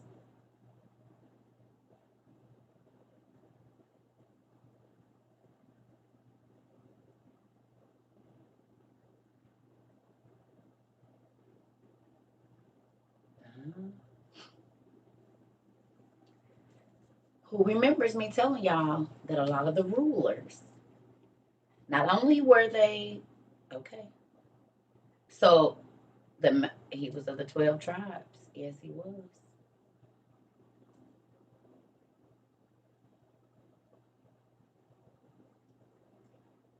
Yeah. And let's see what things he got interested in. Y'all ready? So now that we know that the devil himself dwelled in Manasseh, the devil himself, you mean like the Antichrist that's coming?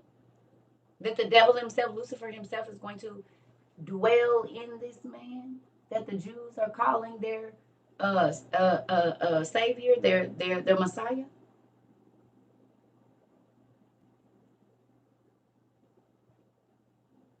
Same thing get ready to happen in this day. Lucifer is about to dwell in a human body again. Okay?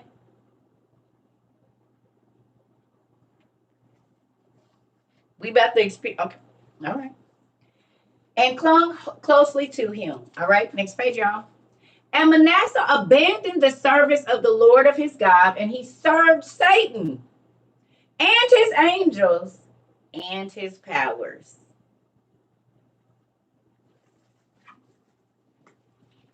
The gods of ancient Mesopotamia.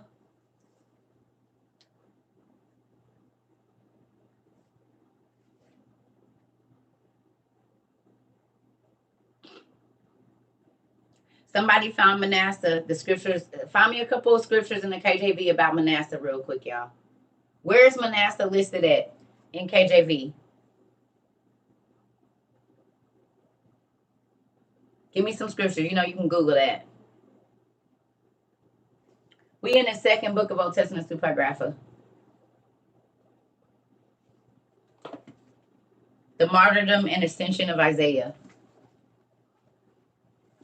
The martyrdom and ascension of Isaiah. You're welcome.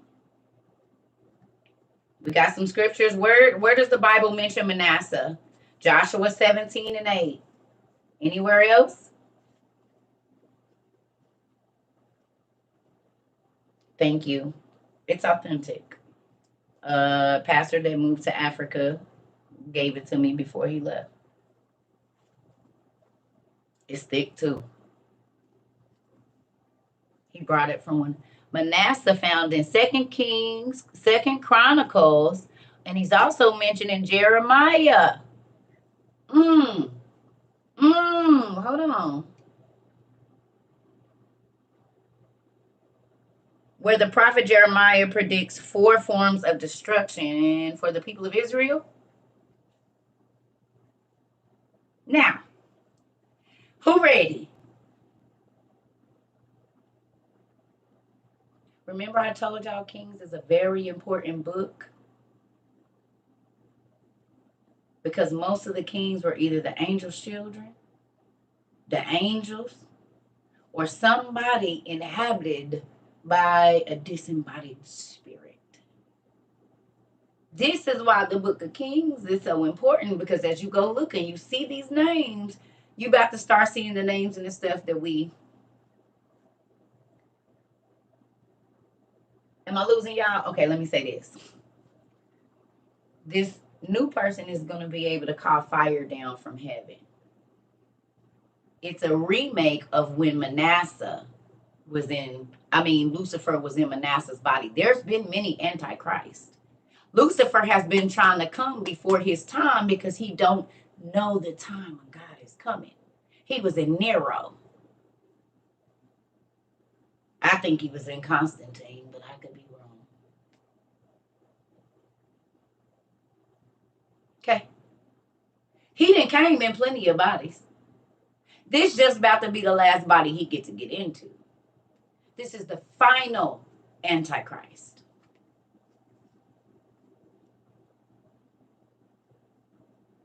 Lucifer being here. Okay? So now you see why I be wanting y'all to go back and read Kings and study Kings. Because a lot of the rulers and the kings were the Nephilim. They were. The rulers and kings, a lot of them, was the Nephilim, the giants.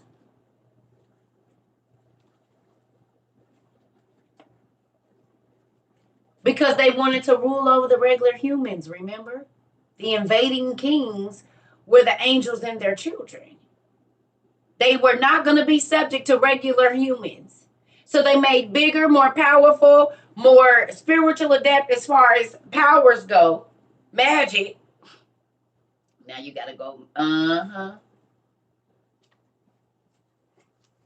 The prayer of Manasseh. Oh, yes. I be trying to. It's right there, but if you don't look at it. Okay, but let's look. It says Manasseh abandoned. Who at? Okay. So let me ask you a question. The angels that he served, could they have been the angels that were around when Naaman was worshiping and drinking the angels' blood and being with the angels?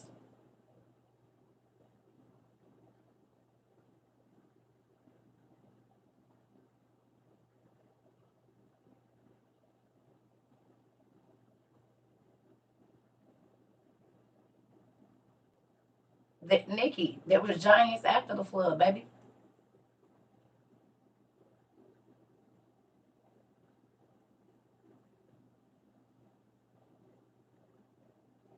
But no, the order of the Bible is not in order. Yeah. No, I get it. The Bible is not in order. Nowhere near. It's not in order. Noah was a giant. And he had supernatural abilities. Didn't he? What supernatural ability did Noah have?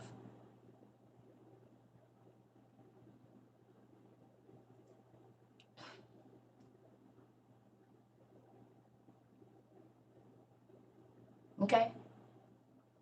Uh-huh. Right. He was born with the supernatural ability, so much so that his daddy thought his mama cheated on him with a wife, with an angel. He said, he ain't my son. Maury was going on back then. But Enoch was Maury.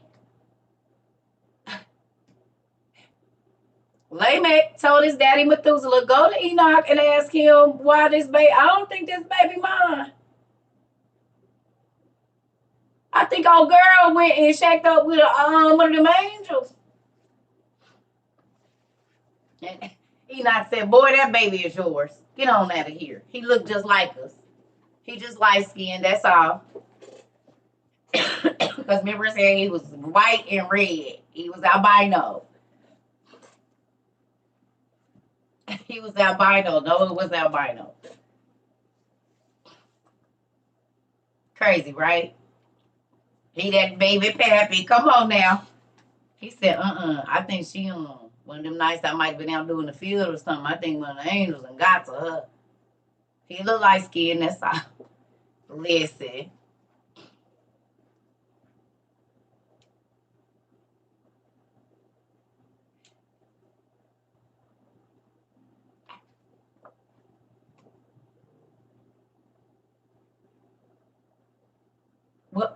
Well, that can't be.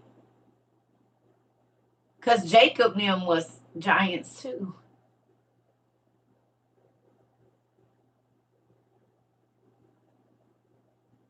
Lord, I I just ran in the house to get my books. Book 2, right? Yeah. Yeah, Jazzy. Yeah, flashlight for eyes. He sure did, didn't he? Okay. So if Jacob and his sons, and all of these people are in the same line, right?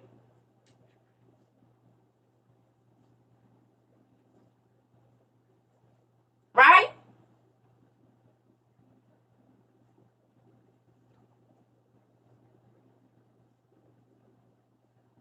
Most of them. Hmm. Do you remember when we read where Israel came from? He said, your mother was an Amorite and your father was a Canaanite. Those are two races of giants.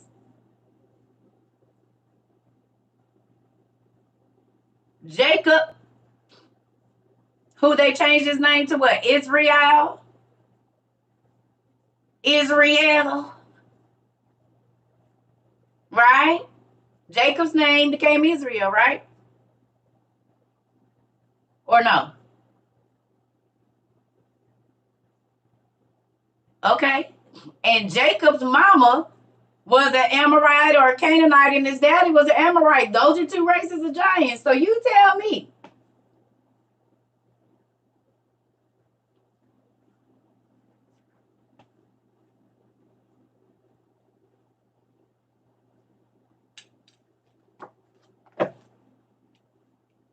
Jacob's sons were able to pick up full grown bears and lions and rip them apart and throw them like rocks.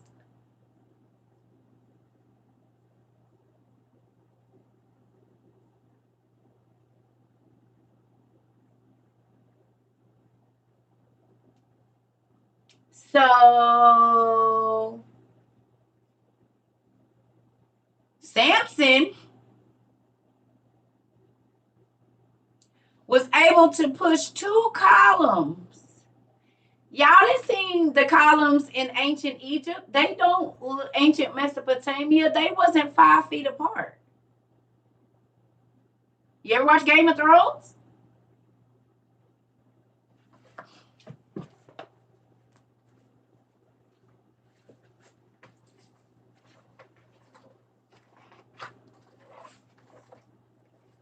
This is a small picture. You mean a human? These is not no 5 feet apart. These are not 5 feet apart. So they got Samson, and he said, "Put my hands on both poles," didn't he?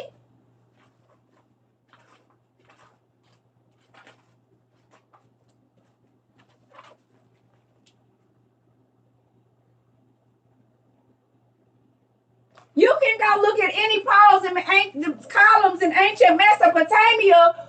Who that?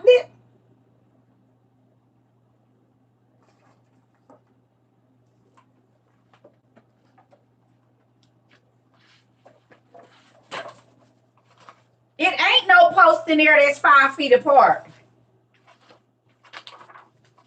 Nowhere in ancient Mesopotamia.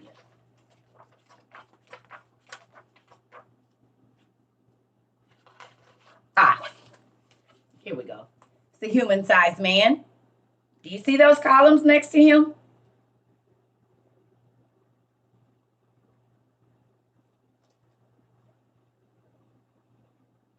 That's probably a regular 6 foot man. These are the columns that Samson knocked down.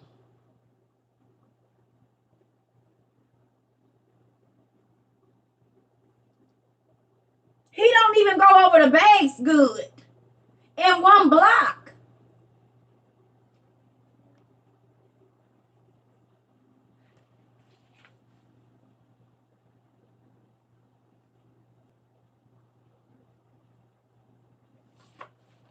So you mean to tell me a regular sized man did that? I'm not saying he came with God's help, but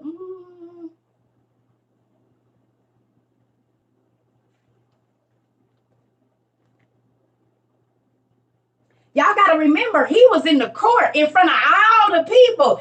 They brought him out to a place that looked like this. And Samson said, Jesus.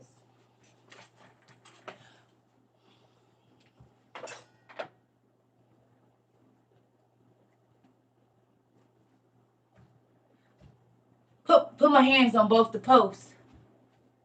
Put my hands on both the posts. Okay. Can you help me stand up?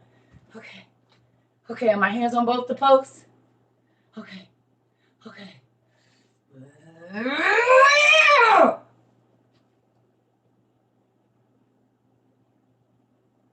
To them. It ain't a nigga on this planet, I don't care how much weight you lift, that can move them and bust that whole ceiling down of a temple. And killed 3,000 people at one time. This is ancient Mesopotamia. That's like me going to the courthouse. Courthouse got them same things and saying, put me in the middle, and I push those, and the whole, it ain't gonna happen.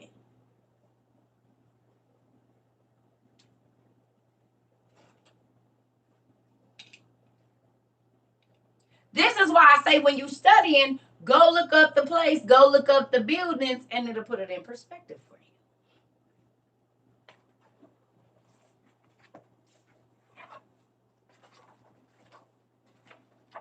you. Do you see how this man is taller than those? This is ancient Egypt. Do you see she's only up to his knees? But his waist is taller than the post.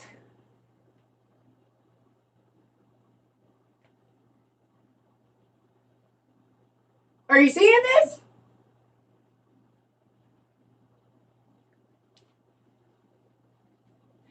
So somebody of this size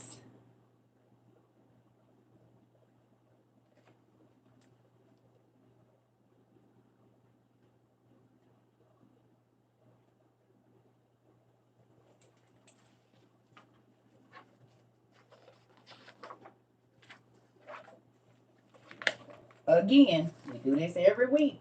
Normal sized people. Normal sized people. 6 foot people, and they on horses. Mind you, some of them are on horse. This man is on a horse.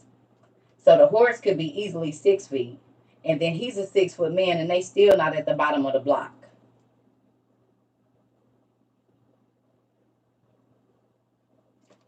So there are 6 foot people, this size people, and then this size people.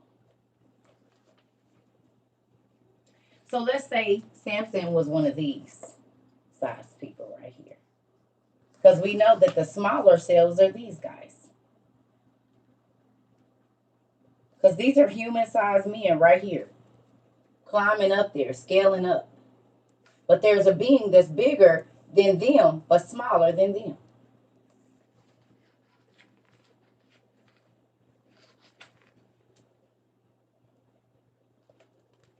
So now y'all know why the giants could pick people up and eat them like cherries. This person could do it, and this person can do it. Please go find me the scripture where it says, where Joshua said they were going into Canaan. The Canaanites. Listen now. Joshua and them was going into Canaan. The Canaanites. The land of the Canaanites. And when Joshua was going into the land of the Canaanites and the spies, they said, we are as grasshoppers to these people, and they see us as such.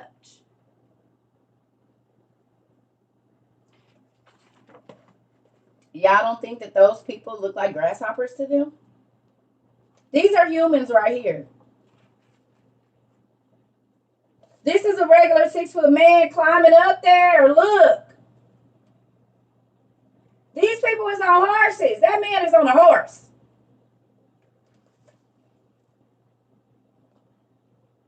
(18 to 21 inches, baby. Depending on, a cubit is the measurement from here to here, from your elbow to the middle of your finger. It's the same thing as the L. It can be 18 to 21. What's the scripture where it said they look like grasshoppers? Can y'all get it for me? Numbers 13 and 33. So if the Canaanites saw regular people as grasshoppers.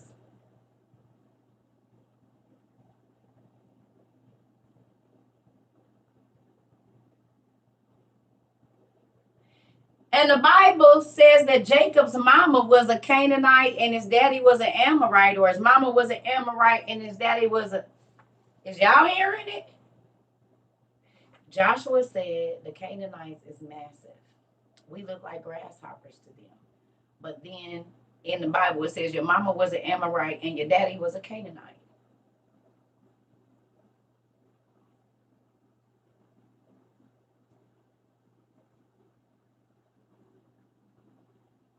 And then Jacob's sons could throw a bear, a full-grown bear, a roc's toss. This person, these two people could easily throw a bear like a rock.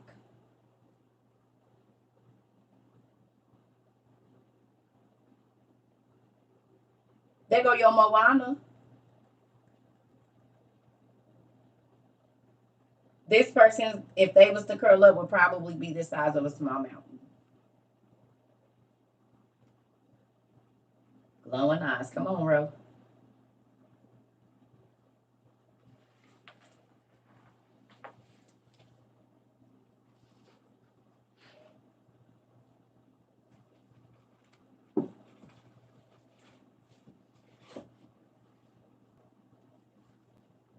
Disney hides nothing. They don't. They tell the truth about, well, they tell you what it is. Y'all thinking about numbers 13 and 33 completely different now, ain't you?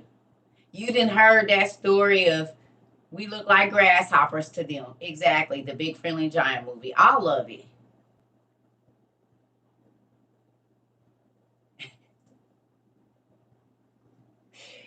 Now you see why I said you got to go and look at where they lived at and what was going on over there. All of that gives you a deeper understanding than read it many times. Come on.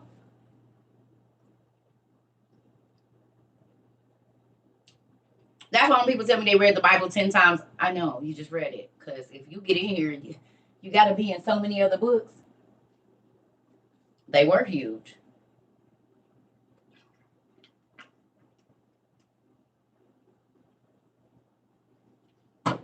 The Bible tells us it's right there. That's why I said the kings are important. All of it is pieces.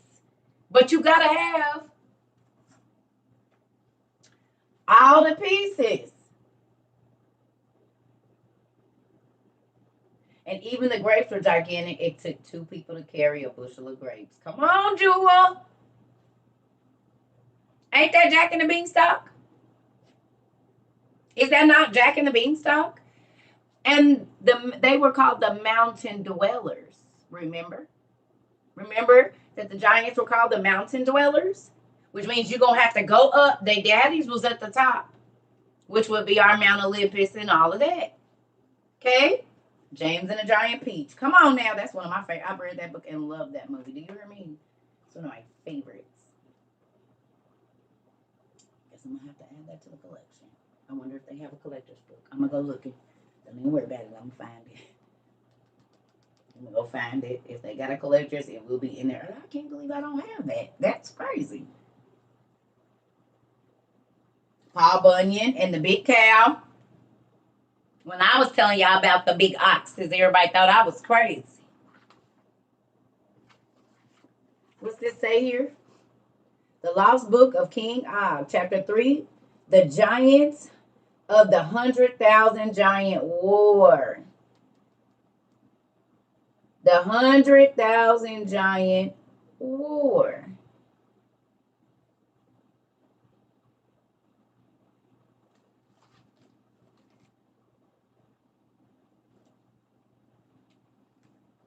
And for those that y'all don't believe, because this dude interpreted it, you see this? And the book of the giants and the book of Enoch, if you go get the Dead Sea Scrolls, it's in here too.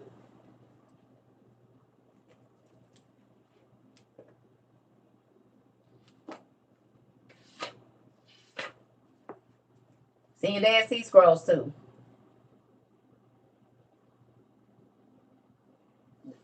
the books that were found at Qumran, in the Qumran caves. The little old lady living in a shoe. I wonder why preachers don't teach that. A lot of people in the Bible, because most of them don't know. Honestly, most of them don't know. They haven't done the research to go study the people. They study for sermons and not to know.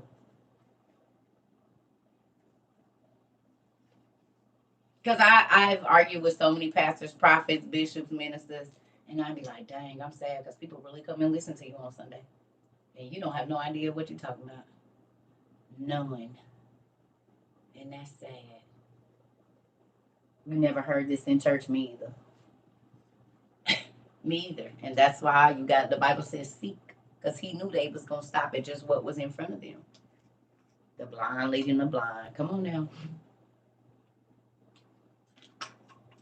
Tell me it ain't right in front of your face. So now do you see why you will not be able to say, God, I didn't know? Because everything we read, we go back to the Bible to check, fact check, don't we? They'll say, don't read the story of the Rechabites, but the sons of Rechab are mentioned in the Bible. The Israelites were not the only people. The Moabites had a story. The Jebusites had a story. The Anakim had a story. The Anunnaki had a story. Everybody, God, he literally tells us everything is being written down. So why do we only focus on one group and not go understand the people that they were fighting against and why they were so angry with Israel? But we know, because it was the children of the fallen angels that were coming against them, always trying to attack them. This is why God had to tell them, don't be afraid. They was fighting against literal monsters. Flying monsters. Flying animals, harpies, all the stuff that we see in the ancient Egypt movies like with The Rock. Y'all think they just came up with that from somewhere?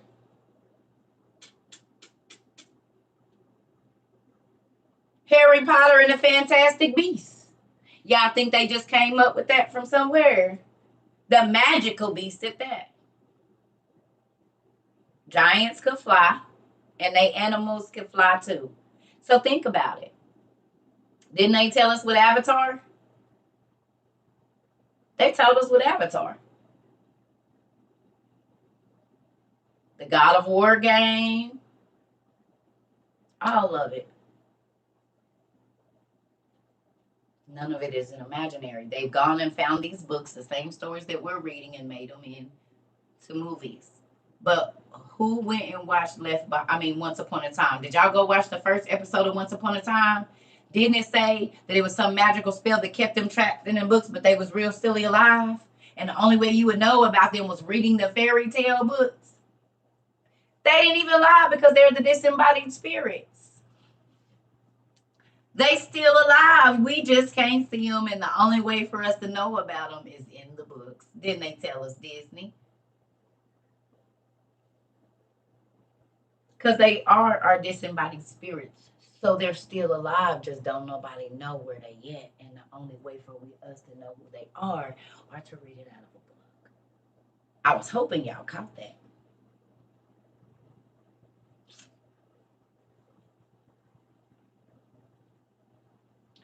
The Book of Og, the Dead Sea Scrolls.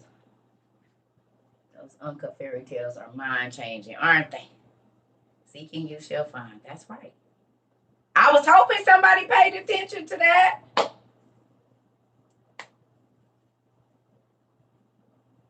And Super Why the kids could travel into the books in the library. Yes, they could. I like that show still, Deja, and I'm grown. I still like Super Why. I will watch all of it. I love Super Why. Mm-hmm.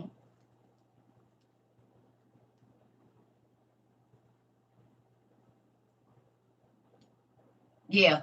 All of it is in there, Keith. God of War, everybody. Asmodeus.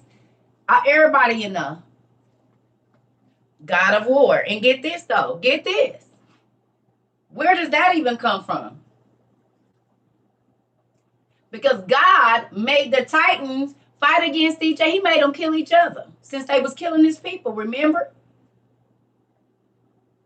If you go to Enoch in the 10th chapter, it's talking about that. God said he was going to make the angels sit there and watch their kids kill each other. That was the Titan War, the War of the Gods, all of that. That's why that happened. Thor, where they was fighting against each other. Because we know Thor and Asgard was actually in Ur. They called it Erd.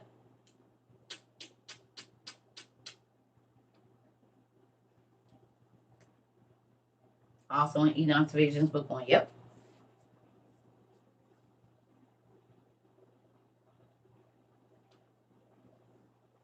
Right? I gotta go to the restroom. Give me a second. Whew, and then we'll come back and we'll finish reading. But you see how we done went all the way just talking about Manasseh, just finding out that he was in Kings, finding out who his people was, finding out who was living at that time. See, this is why you have to look up every name, who he was, where his people was, who his mama was, where did he die, all of that. Doctor, what's his name too? Where what is his name? Gilgamesh now?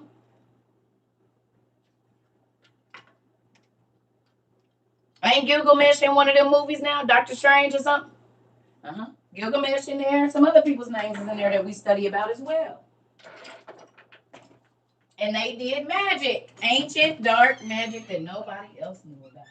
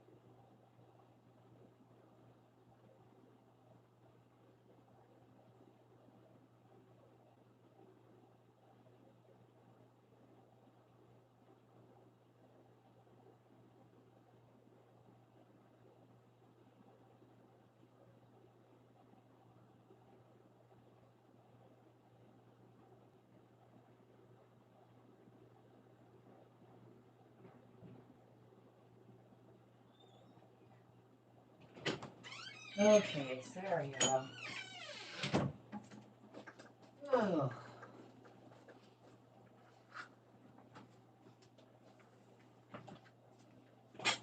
All right. Let me ask y'all a question. Are the biblical stories starting to make more sense to y'all now?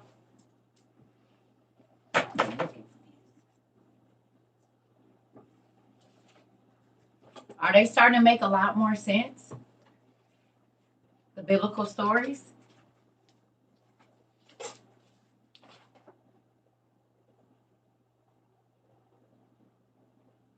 All you have to do is think about the Washington Monument. There is not one. They would have to get heavy machinery. Your KitchenAid just came. Come on now. Hey, you about to love it. Give her a name or him. Make sure you name it. Mm-hmm. What about y'all? The Bible more real to y'all now? So now you know where all of our fairy tale stories come from. You do need a KitchenAid. Your KitchenAid. You gotta love on them because they help you. They're your friend. They help make your life so much easier. Hey,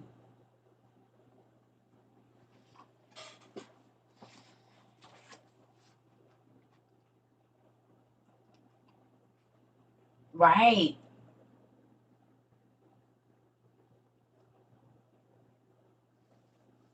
What did I say about the red heifer yesterday? That they over there in Israel and they about to be donated to the temple. They got there last year and they still don't have a blemish on them. Off brand, girl, it don't matter as long as you got one.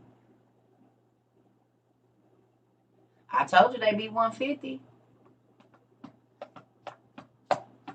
Save you so much money. You about to save so much money on your grocery bill. It's crazy. KitchenAid saves so much money on your grocery bill if you buy the right attachments. You can get them on offer up too, Tom. I told Pawn Shop be out them for 100, brand new in the box with attachments to them, and the attachments be like $50 and up a piece. Y'all be playing, be trying to flex on how much you spend. I be trying to get more for my money, honey. Pawn shops always have them, and you can call them, call every pawn shop. Call the pawn shop, son.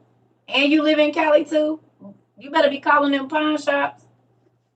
I got mine for about 60 off Marketplace. Come on. You got one for $40 in New Jersey and they ship. If you going on offer up and stuff in face, they ship. And they got layaway D, I know, because that's how I paid for both of mine. Well, one of them I bought outright and the other one I paid on it.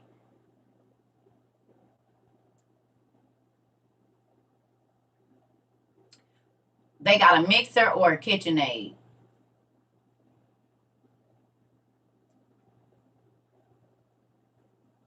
You're just trying to, am I coming from Numbers 19? No, honey. We read none of this.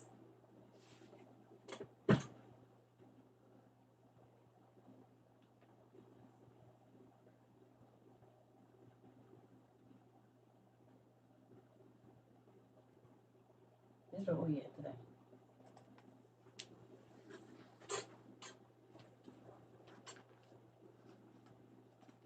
Do you have this book, Mr. Snoop?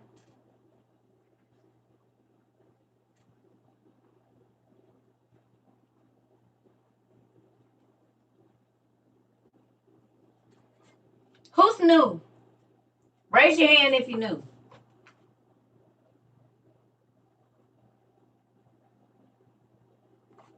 Any new people? Is everybody here old?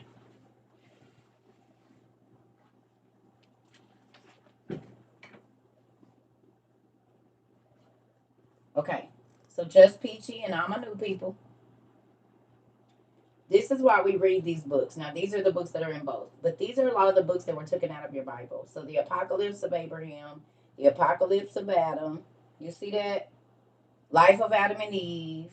These books, look, Enoch, Apocalypse of Elijah, Questions of Ezra, the Treaties of Shem, The Maccabees, Jubilees, all of the Janus and Jambres, the Testament of Job, not the Book of Job.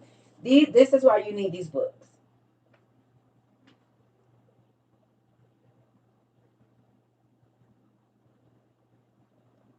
Because they break down, if you really are like on the fence about your Christian walk with God or whatever, you don't, it's not that you don't believe in the Bible, just don't make sense. These two books are gonna make even more sense. Okay. No, I'm not coming out of anywhere. I didn't, if that's where it is, the where Heifers is over there. If I can't remember if it's in wherever it is, but they made it over there last year. I was just letting everybody know. For the dedication of the temple of the Antichrist. I believe it could be there, Revelations, wherever it is. I don't exactly know exactly where it is. I just know that I've read it. Mm-hmm. And they got there last year from Texas, right after the Antichrist was right before the Antichrist was revealed or after they got over there.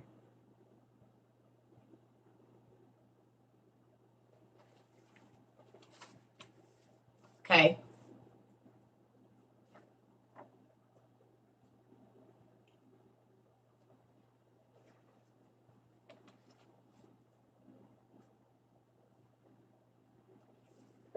Okay. You're welcome. Thank you so much, Mr. Snoop. All right, y'all. We back on at the top of page 158. Y'all ready?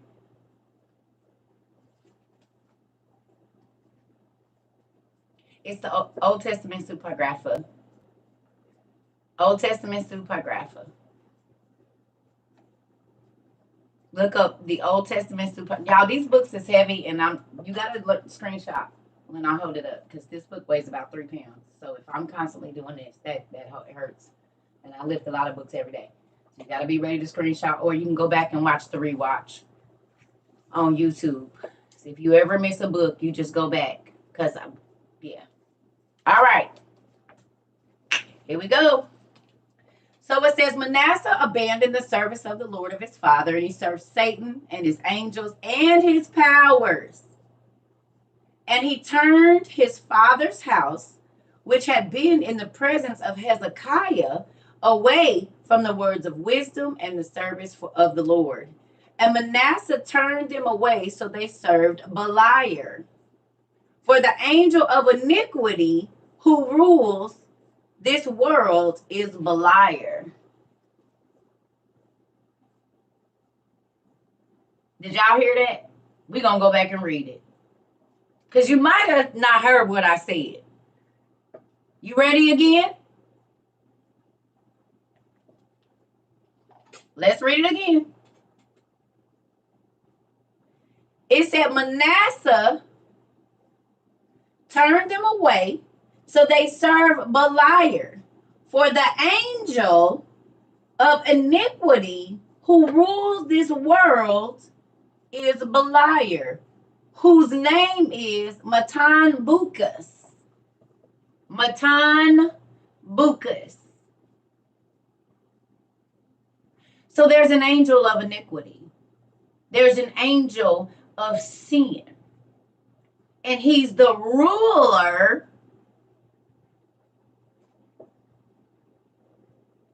of what we see. Now, do y'all understand why I say kings and the rulers? Kings and the rulers. Kings and the rulers. Kings and the rulers. Okay? You got to look at the little words right there. We know that the angels, the fallen angels, were messing up stuff on the planet at this time, right or wrong. People was worshiping the angels. The angels was giving them power.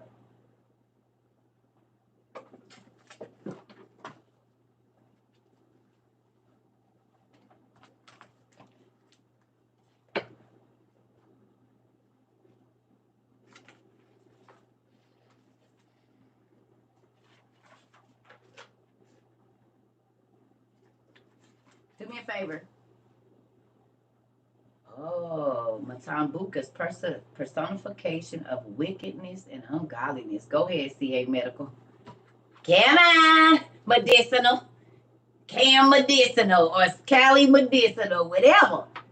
The personification of wickedness and ungodliness. I didn't say that right, did I? Ain't that crazy?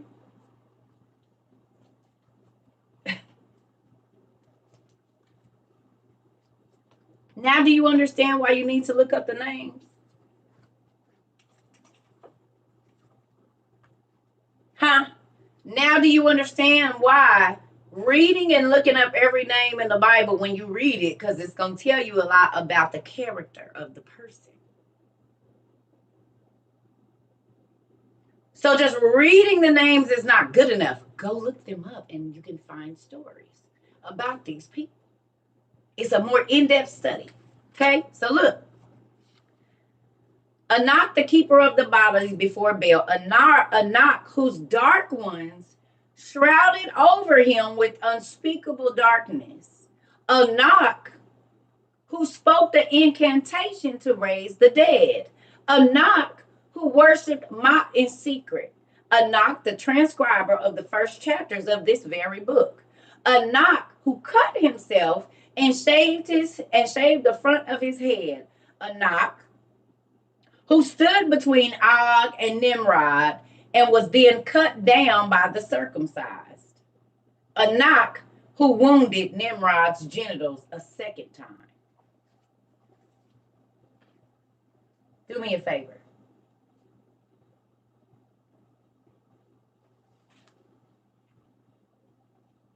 It says, Enoch, whose dark ones shrouded over him with unspeakable darkness. Who has seen the movies where the demon be swirling around the person that has the power and all of a sudden you see this spirit come out? Or anime. Don't that spirit come out they back and be swirling around them? Like a shroud. So his demons, this is like a shroud. Harry Potter. Oh, y'all can think of all the movies where the demons be.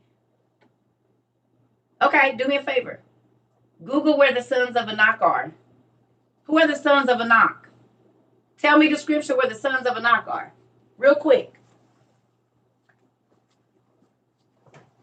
If you just watched Cursed, didn't that happen in Cursed? In Mortal Kombat? Didn't that happen in Cursed too? With this dude?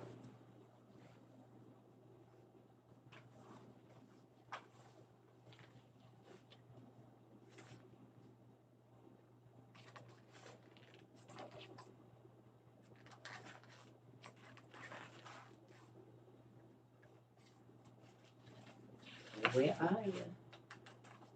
It's not this one. Oh, yes, it is. It's right there on the front. Then, if you watched Cursed, they was mentioned in Deuteronomy 2. Game of Thrones 2, when she gave birth to the demon or the spirit.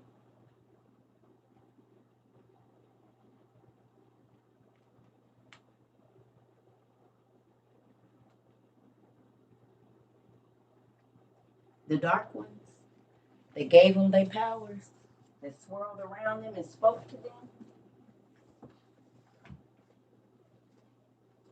Joshua 11 and 21. So the sons of Enoch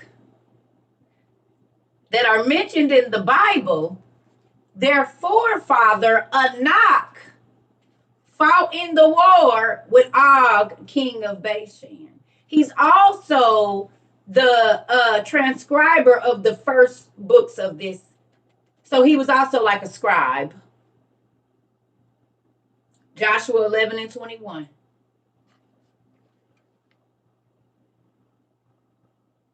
And Caleb drove thence 3 sons of Enoch, Sheshai, Ahiman, and Talmai, the children of Enoch.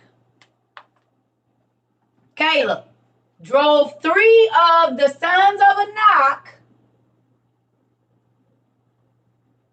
Now, we just read that name, Shamshi or whatever. We just read that somewhere else. So the Anakim that everybody, and the Anunnaki, their forefathers were possessed. Not only were they the children of the fallen angels, but they were also possessed with other evil spirits.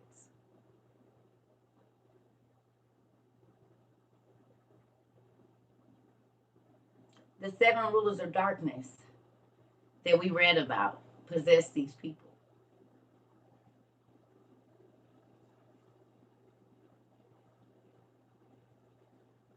Right?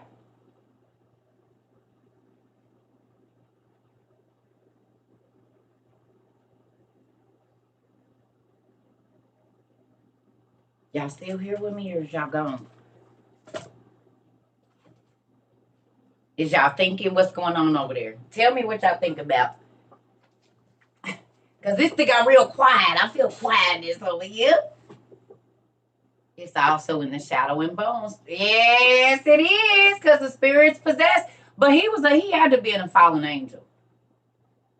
Because he's the one that created the divide, remember? And his dark, they was swirling all around him too. And he wanted to get loose. And they said, oh, you can't never get rid of this.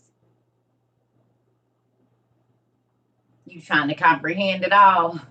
Because y'all done heard the Anunnaki and the sons of Anak all the time, right? The sons of Anu. Is there a Korean Odyssey? I did not know, and I need to get it. Thank you for telling me.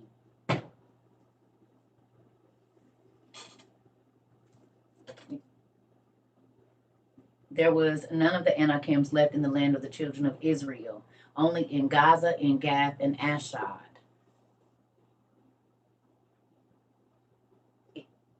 So the giants was in Israel, in Gath. Anak, son of the moon, was the name of the king's wife. Good morning, CERCA verse. I love that. That's cool. The CERCA verse. Now, I never thought about that. That's pretty cool.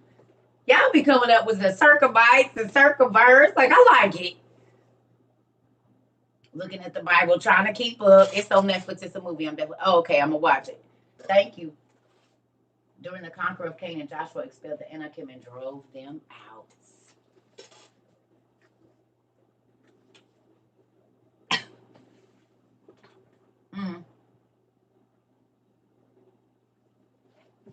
Circuversity. It'd be cool. You know, that kind of thing is cool. So, with that,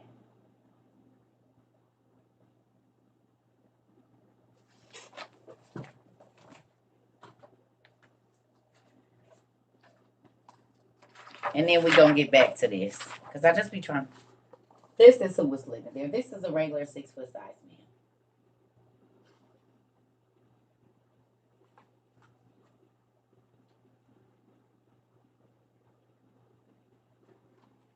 This is a regular 6-foot size man, y'all.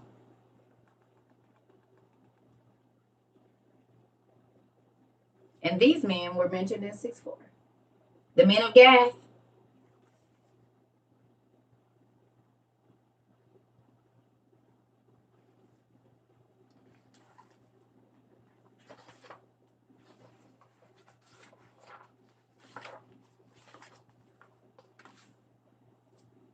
In still another battle which took place in Gath, there was a huge man with 6 fingers on each hand and 6 toes on each foot. 24 in all, he was descended from Rapha, the Raphaim, in Gath. And they had 6 fingers and 6 toes.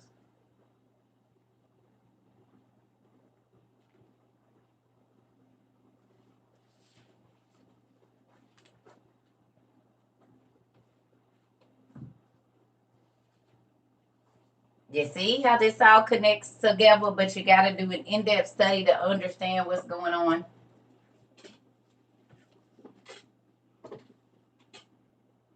Do you see how that works? They hide the books to hide the lineages. Of course they do. Mm-hmm. I told you, you got to go deeper. Your daughter had a 6-finger growing, but we had it removed. It was disfigured. You should have left it, Niecy. There's so many people in here that were born with 6 fingers and 6 toes. Some of their husbands and kids and everything, because my daughter is the one that told me in 2017 that more people are born with 6 fingers and 6 toes than 5. And it is a genetic marker that the giants were here.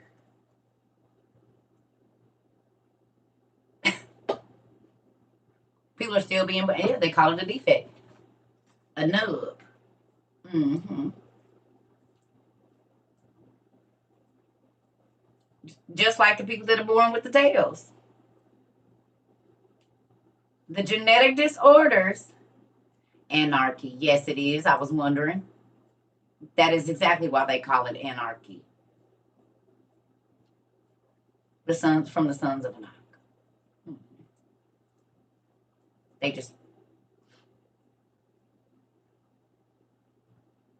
these names all come from somewhere. Good job.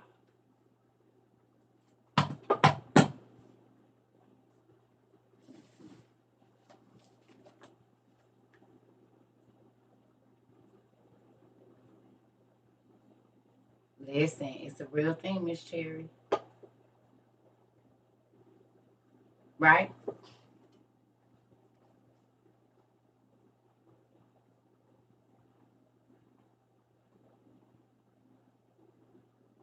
Mm. So look, let's keep going. All right, so here we go. So Manasseh turned them away so that they served Beliar, the angel of iniquity, who rules this world is Beliar, whose name is Matanbukas. And he rejoiced over Jerusalem because of Manasseh.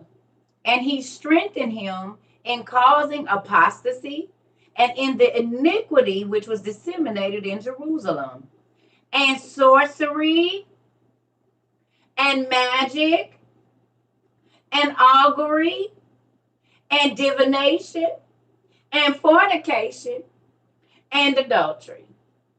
And the persecution of the righteous increased through Manasseh and through Belkira and through Tobiah the Canaanite. Now, please go look up Belkira real quick. We looked it up, but let's do it for just fun. Belkira,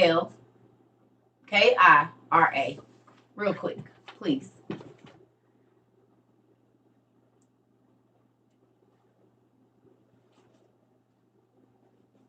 I gotta eat. It's a medicine.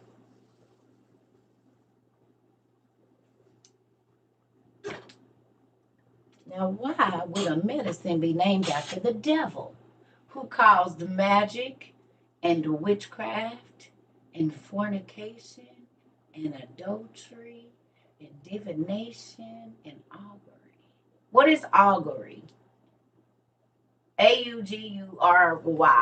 Let's look that word up. What is augury? Augury.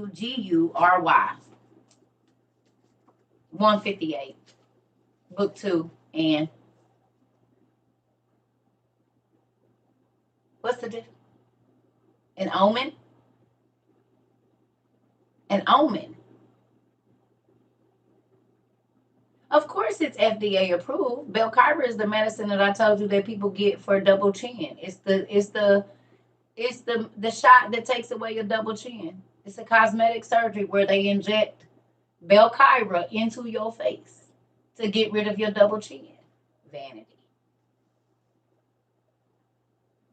Sign of what will happen. So they were who's the people y'all go see? The psychics that lie to you and tell you something about to happen.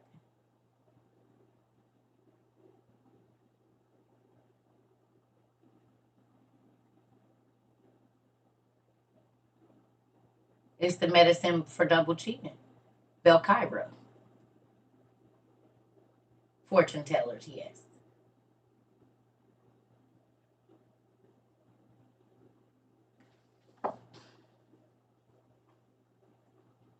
Why would they name a medicine that gets rid of double chin after a very old evil demon?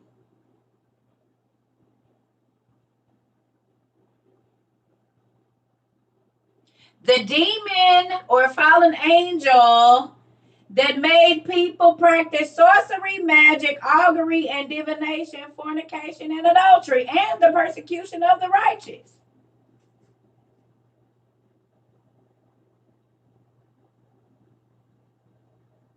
And they put that in your face. See, y'all thought I was tripping when I told y'all most of the medicine is named after demons, but are you not seeing it now? And it's FDA approved.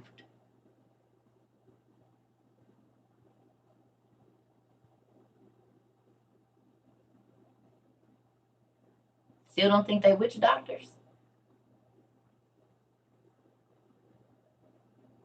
If the word pharmacy means incantations, spells, witchcraft, or poison, and all the medicine is named after evil spirits, and you put one medicine in your body and then you get sicker and sicker and sicker and sicker and sicker.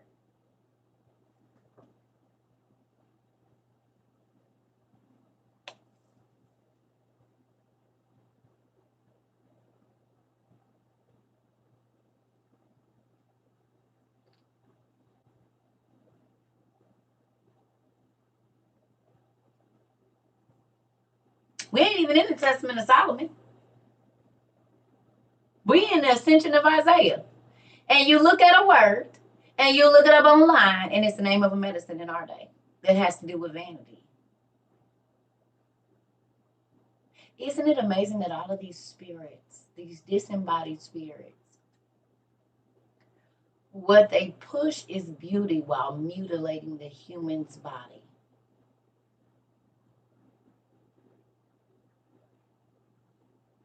F and Demon Association, basically.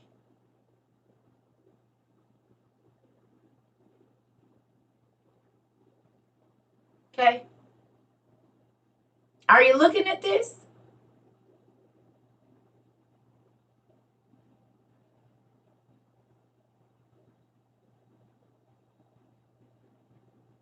Crazy, right?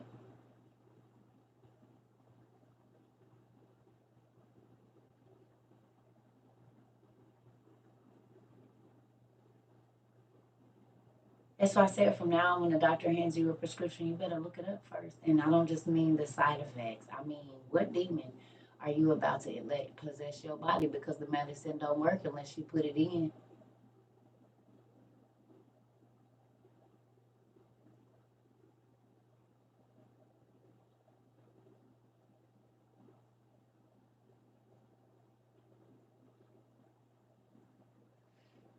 And the first thing that the fallen angels taught the people was magic medicine.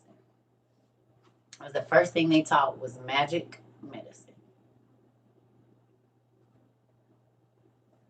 Thank you so much, Mr. Snoop. Don't you think this is crazy?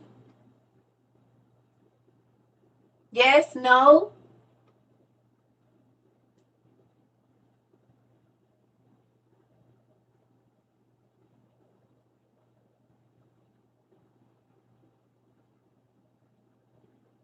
Y'all know now why they kept these books out? Who now knows why they don't want these books in circulation?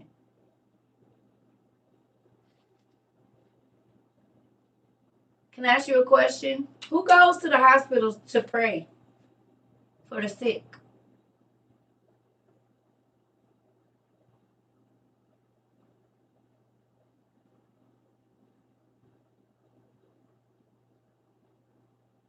The priest, the Catholic priest. I'm saying the Catholic priest is who we always see, right? But they don't want, the Catholics are the ones that said, no, this can't be for the masses. Who owns the hospitals?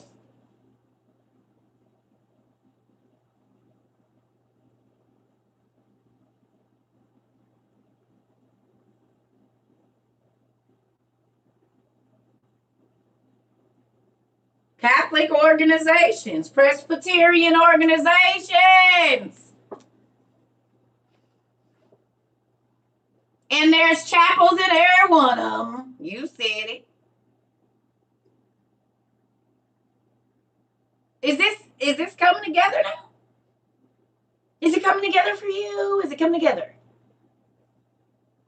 The Catholics own the churches. The witches and warlocks run the hospitals. What do witches and warlocks need? Organs, blood, tissue for their spells. Who normally has a pestle and mortar? Mixing up potions for people to drink. Witches and warlocks. They send you to the pharmacy. The root word pharmacy means spell, incantation, or witchcraft. And the Bible tells us when one demon come in, he leaves the door open so that the other 7 can come in and make the man's position and his life worse off. His health condition, mind, whatever, worse off than it was before. You okay, Auntie? And that's why so many organs, period. Not just black people, but yes, that is why. Now, I'm going to show y'all something that I reposted, and y'all don't have to like it, but we about to go and bust this out because I got to do it. Just give me a second. Don't get offended.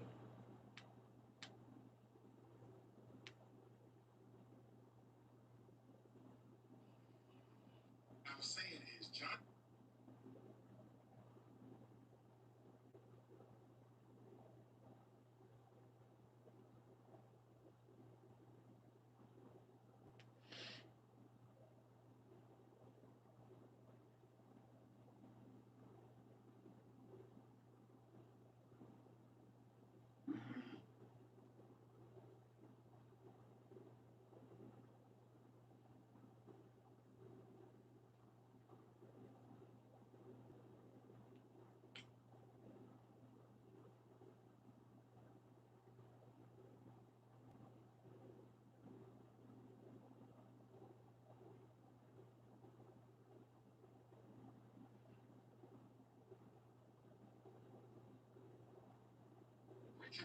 Reveals that the core of the human brain is the locus coeruleus, which is a structure that is black because it contains large amounts of neuromelanin, which is essential for its operation.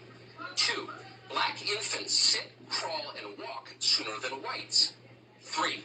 Carol Barnes notes that human mental processes are controlled by melanin, that same chemical which gives blacks their superior physical and mental abilities. 4. Some scientists have revealed that most whites are unable to produce melanin because their pineal glands are often calcified or non-functioning. Pineal calcification rates with Africans are 5 to 15%, Asians 15 to 25%, and Europeans 60 to 80%. This is the chemical basis for the cultural differences between blacks and whites. And 5. Melanin endows blacks with greater mental, physical, and spiritual abilities, something which cannot be measured based on Eurocentric standards. End quote. Let that sink in. This is why black organs go missing. This is why a 180-pound black person is worth $36 million dead.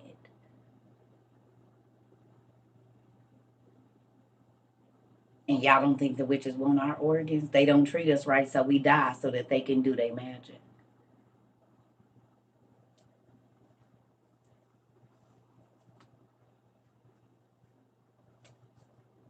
Scientifically proven. I did repost it. They know it.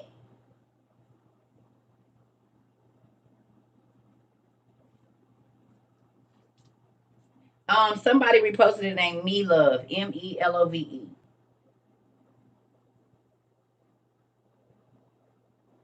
Me Love. Go to Me Love's page, MELOVE. Y'all about to blow their stuff up. I already know. Me,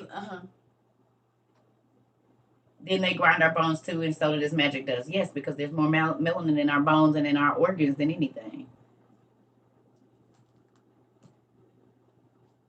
Mixed kids got it, but not as much as completely. The darker the berry, the sweeter the juice. I told y'all, and I'm not. This ain't a race thing. They tell you to eat darker, leafy green vegetables. Darker the fruits. Darker is healthier. You gotta look at my reposts. So y'all wonder why they let black folks die? They need our organs. I told y'all, we are the reason the beauty oil of Olay and all y'all hyaluronic acid, y'all anti-aging stuff are non-claimed bodies and our missing babies. And our organs that they just take out. Oh, you didn't need it, but we're going to go ahead and take it.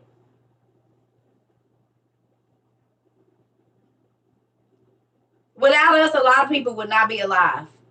Because they use our stuff to make y'all medicines to cure y'all skin diseases and everything from the sun.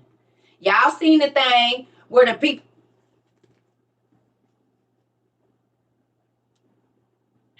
Melanin.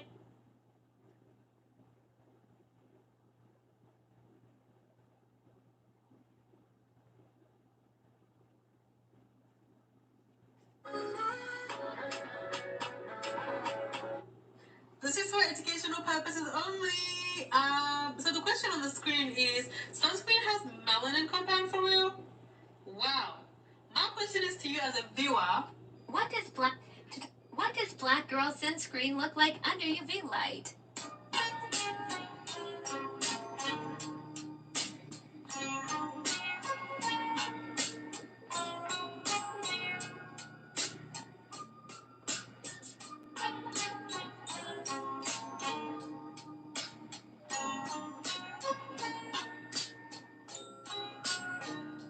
Hold on.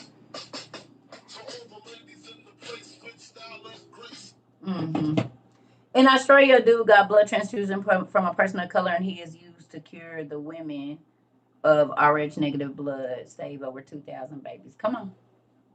So, white folks, when y'all put on sunscreen, you're literally putting on blackface, babe. Did you know that's what sunscreen looks like under UV light?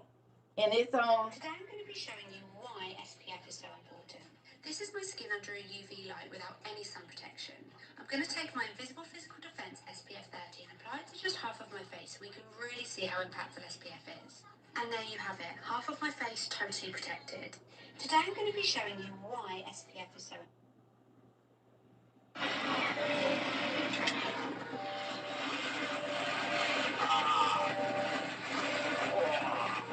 This is amazing.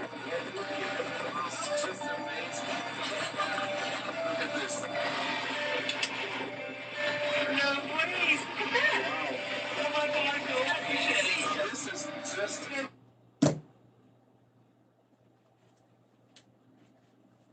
So y'all gotta become black to be outside in the sun. Wonder where they get that from. Wonder where they get that stuff that under a UV light turns your face black for real.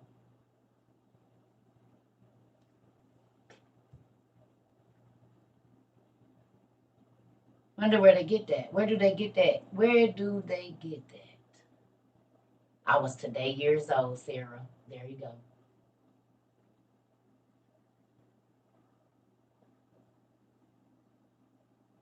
So let me say this, and do not get mad. There's absolutely no way that you all could be the original people, because you have to come and put melanin on your face to be outside. And I was outside for 10 minutes yesterday and got a tan. My daughter was like, "Oh, your skin all brown and stuff, Mom." 10 minutes.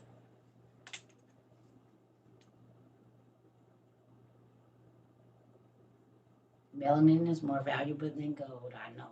It sells for more per ounce, per gram. Gold sells for $50 a gram or whatever. Melanin sells for about $450.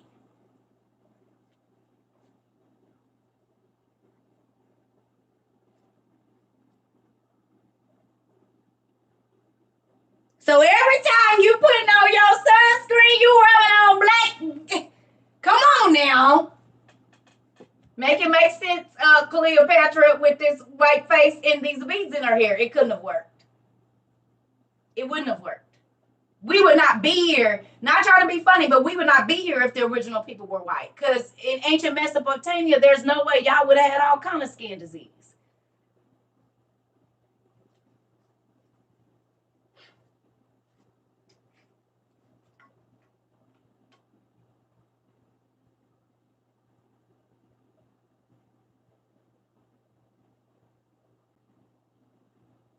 Y'all still love me. It's okay if y'all don't. It's the truth.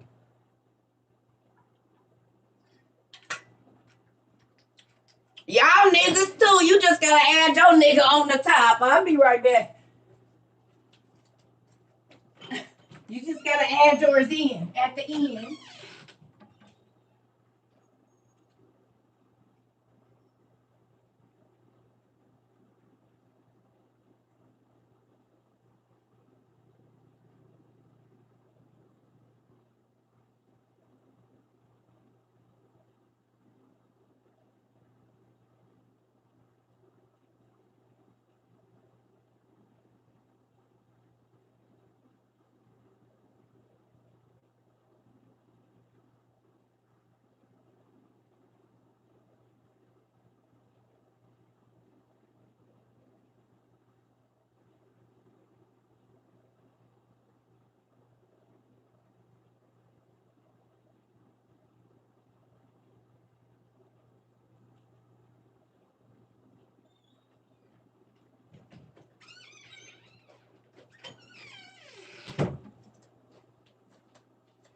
This crazy, ain't it?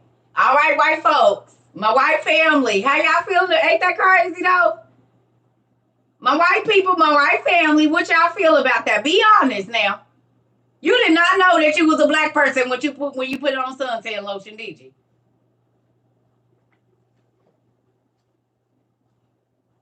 Redfish?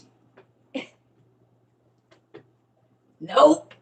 Nope. Jennifer said no. Oh, Ramada said Rose said I had no clue. Y'all niggas, it's just at the end.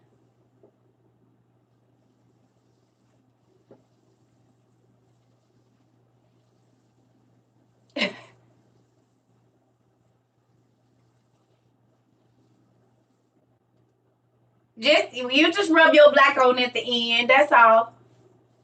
You just didn't get cooked enough. That's it. Y'all seen Miley Cyrus? I'm just playing. I love her, but she did look like an uncooked chicken in that outfit with the little butt in the back. Oh, baby. But can I be honest with y'all? So let's break this down, and I don't even know where this is coming from. Now, do y'all see why black people are hated all around the world? Our hair is strong. You can take a drug addicted black woman and she can do drugs every single day of her pregnancy, and her baby will come out 9 pounds with no problems. She didn't slept outside, tricked her whole pregnancy, and that baby will come out completely healthy.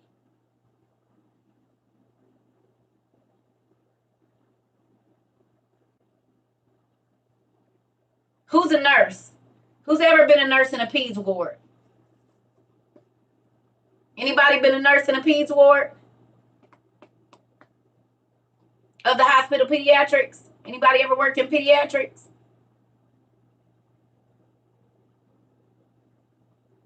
This is why interracial dating is being pushed. Exactly.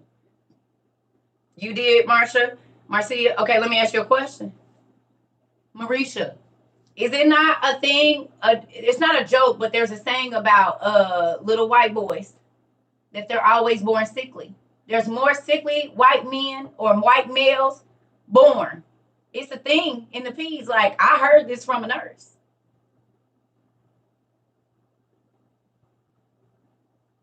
Absolutely. And she worked in the P's unit. It's a real thing. So now you understand why a lot of the racist folks be trying to hold on to their culture, because it can easily be wiped out. Wimpy white boys is what they called them in the NICU. Yeah, real life. And I didn't even know that was a thing until a couple of years ago. And I'm not trying to be offensive, but it's a real thing. Marisha, here she go. It's a real thing.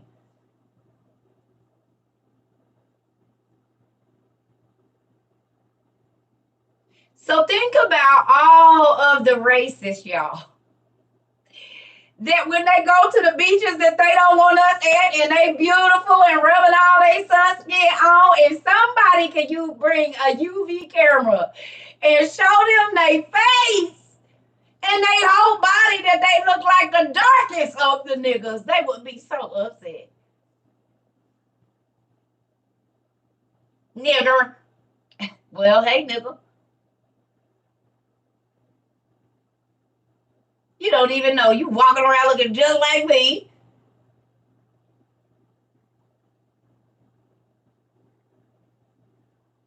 Yeah, I look like y'all from over there in Sudan. Where should y'all put that on?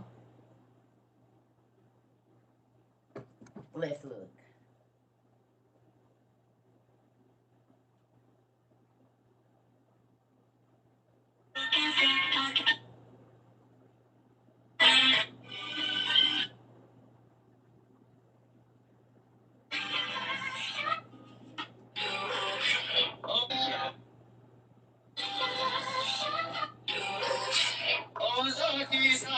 That's how y'all skin look under a UV light.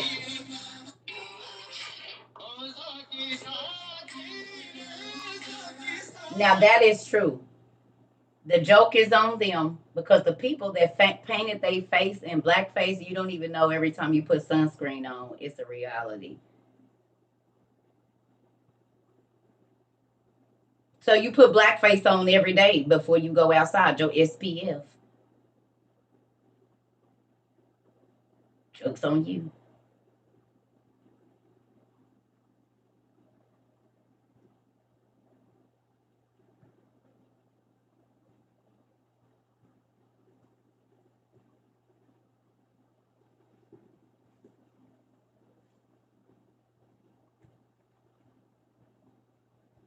We all niggas. Better hope don't nobody be walking around. They gonna be lock you up.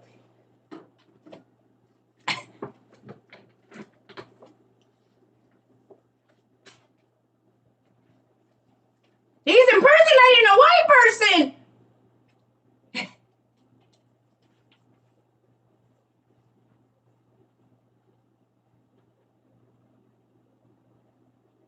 You can't put on sunscreen.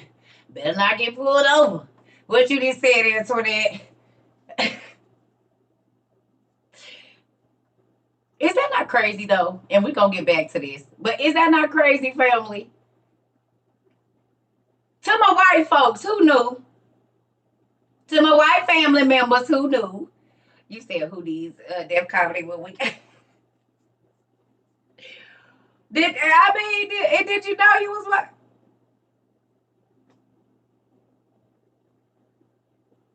You had no idea. Well, hopefully you learned something today.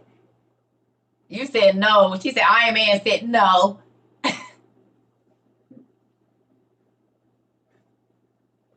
I just be happy y'all be learning stuff here. It made me excited. That's right, Henrietta Lex, the hella cell.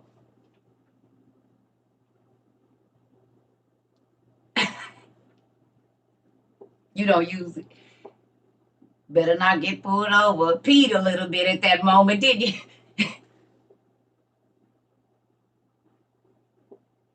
So is it? But think about that.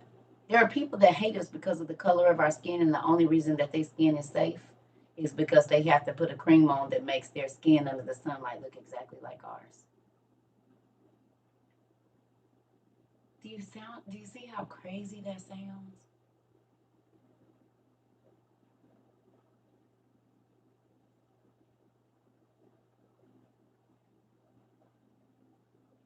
You hate my skin, but if it wasn't from the things that was in my skin, you wouldn't even be here.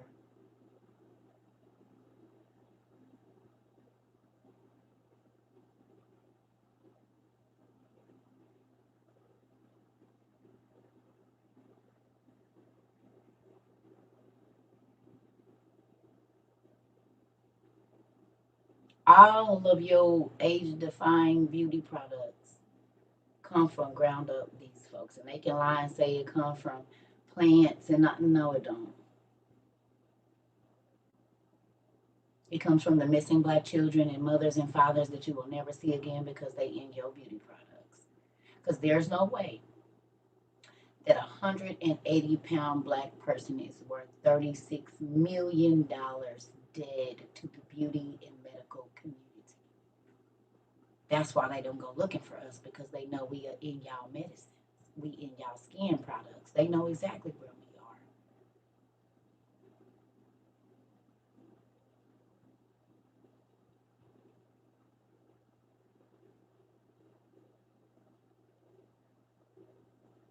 are. I didn't know that, Miss B. Plants do have melanin, but that ain't, they be lying saying they getting it from the plants. They not get. Why is a black man 180 pounds worth $36 million if they getting it from the plants?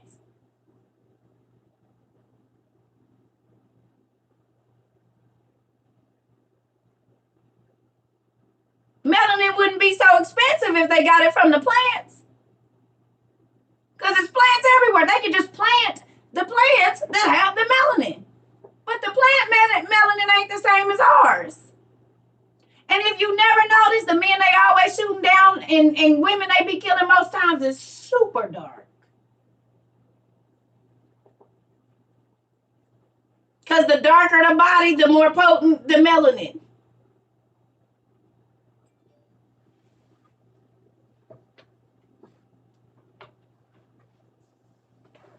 It's always seem like my color and darker.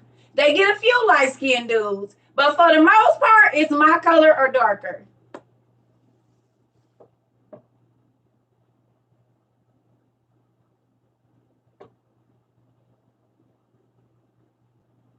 And they be big. Big old dudes. The more weight, the more money.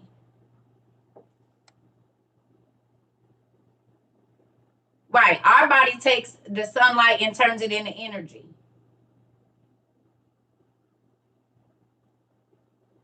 Our bodies, the melanin in our bodies takes the sunlight and turns it into energy. Power. Naturally.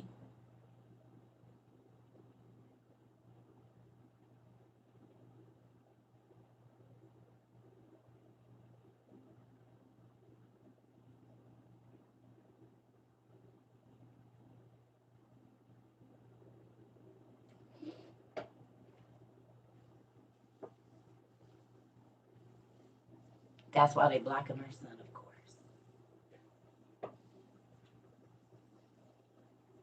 See, we study science, we study genetics, we study everything. Hold on one second, y'all.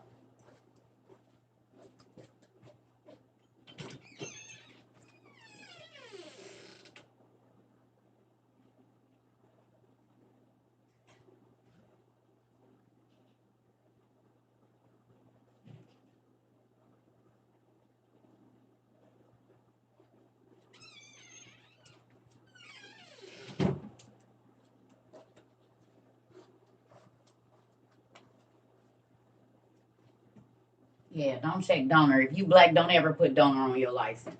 Ever.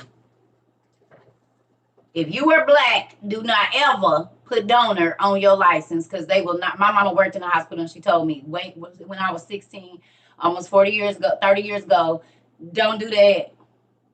No, you don't do that. You don't do that, because they're not going to save you. They need your organs. Black folks, no. Sorry, people, but no. Black organs and black eyes and black hearts go for more on the black market than any other race of people. Our muscles, our ligaments, our tendons, our veins that they have to replace. Our stuff be off the charts.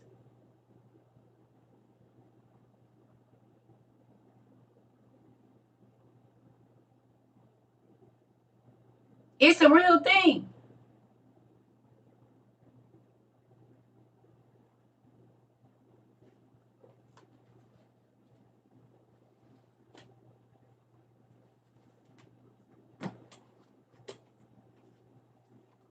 The movie Get Out, exactly. They told us in the movie Get Out, didn't they? They sure did. That's why he used to just be running. Grandpa.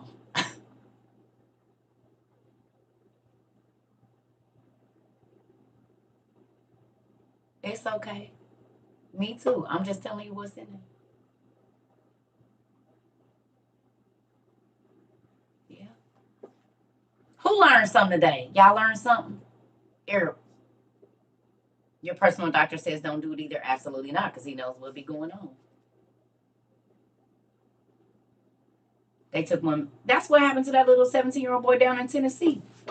They found him. They always finding the black folks without their organs. All of them. The missing kids, they be finding them without their organs, and they be prime. Their heart is strong. Their muscles is strong. Their brains, their eyes, everything. Yeah, that's why they don't never find our babies, because they know where they at.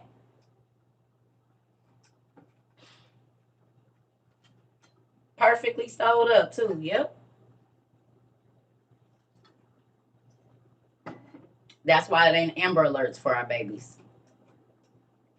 Because they needed those organs for another child of another race. Just like they was taking black women, telling black women in the 70s that they needed hysterectomies and taking those uteruses and putting them in white women that couldn't conceive so that they could bear their children. Uterine transfers are not new. Transplants are not new. They started that way back, I guess, 60s or 70s, where a lot of the white women were infertile or they couldn't carry their babies to term. So they was telling young black women, because my auntie was one of them. They took her, I think she got her hysterectomy at like 17 or 18 years old.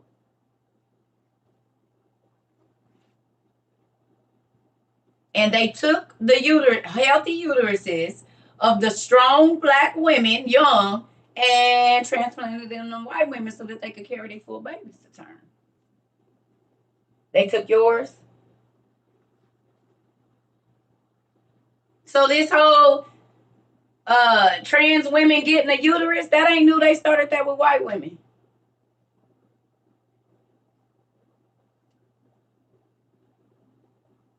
I wouldn't.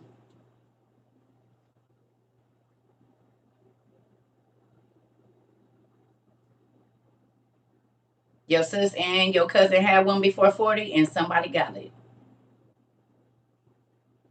Somebody got it.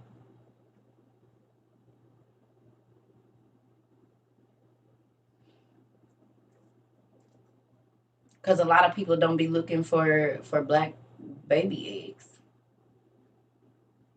Keep your eggs. Keep your eggs. How do you think that God feels about that?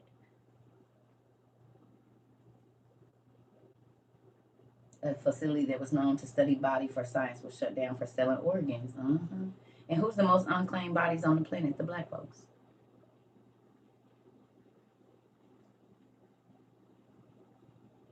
So it's just not disparity. No, why black women are having complications? No, they need all their stuff. They want them to die. They be healthy. I just told y'all that they gave my black daughter, and she's the darkest child I have, and her baby is the same color.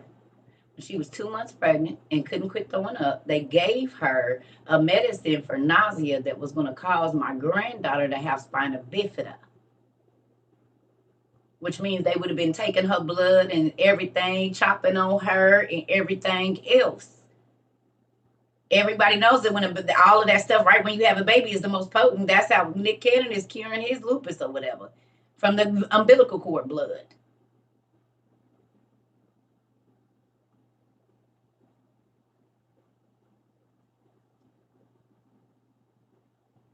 They know what they're doing.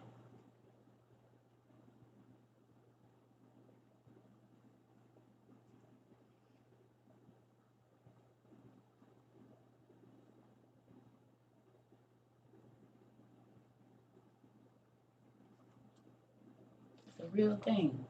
All right, let's get this though. So it says through Belchira and through Tobiah the Canaanite and through John of Anath and through Zalik New Way, And the rest of the acts, behold, they are written in the book of the kings of Judah and Israel. The book of Kings.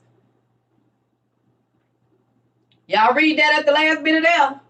All of they acts, the evil, angel, worshiping devil people is written in the book of Kings.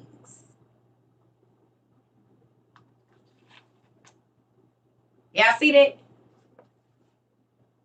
The last sentence on there said, oh, you can read about all of their evil stories. The Canaanite, this person, the son of Anath, and all of this. And did y'all see? Look here. Let me show you this real quick.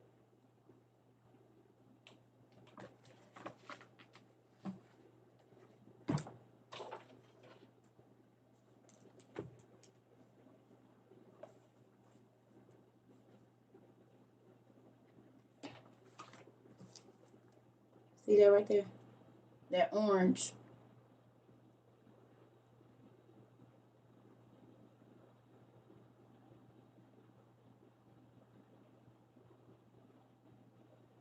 Another hot flash. Oh my God. Oh, Jesus. This is crazy. Ooh. Now look here. Tell me what name y'all see right here.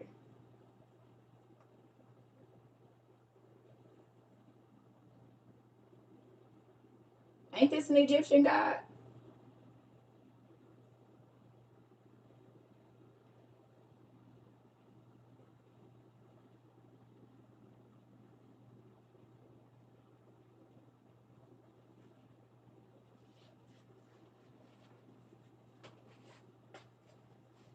And he's listed in the book of Kings, huh?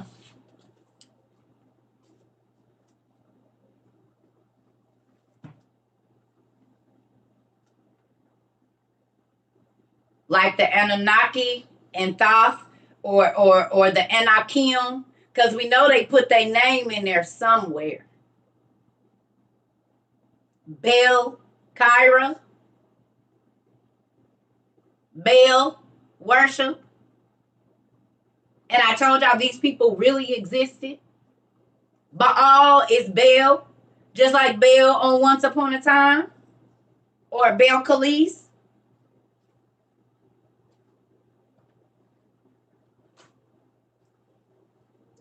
Y'all know somebody named Baal Khalees? Anybody know anybody named Baal Khalees?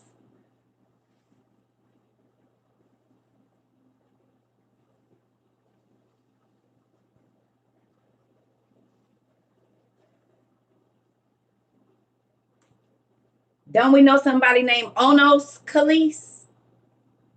Baal. Oh. We know somebody named Onos Khalees too, don't we? She was a demon that lured me into her milkshake.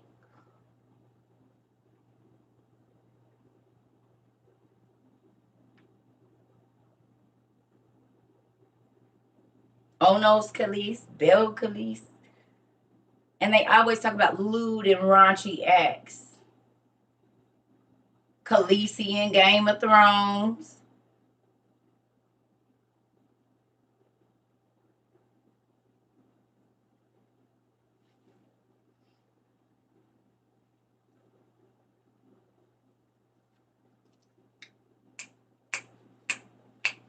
Khalees. My milkshake brings all the boys to the yard, right? I just peel my muffin cap back blue. This is why names be important. I be trying to tell y'all. You better look.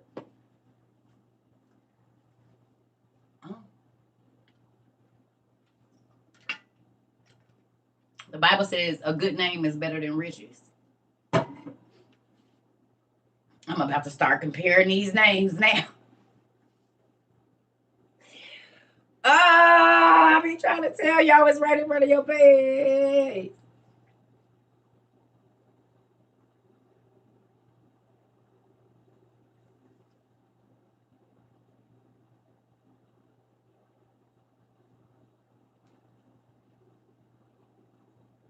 Baal Khalees. Onos Khalees. Khalees. all three of these people talk about lure things and lure men. Am I right or wrong? You don't think they have nothing to do with nothing?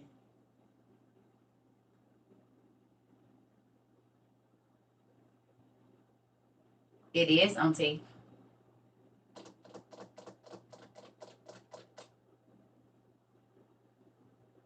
What's crazy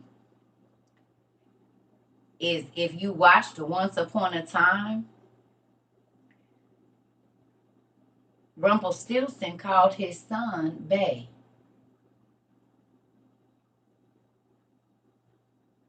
Ain't that what the beginning of Beyonce's name?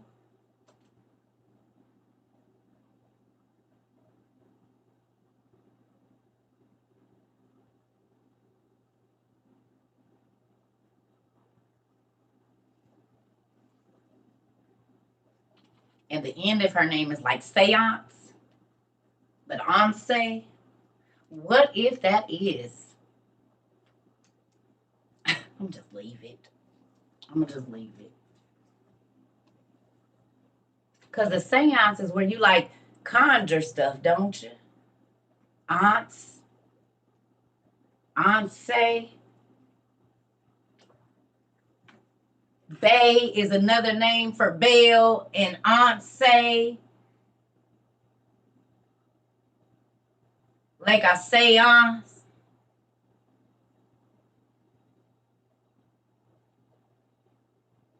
No?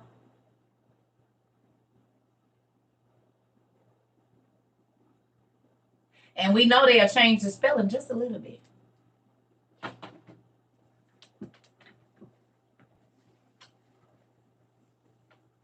Oh, I believe it because I told y'all my ex that his name means ancient fiery one. His grandmother was a witch and she named him. And they got people down there in Louisiana.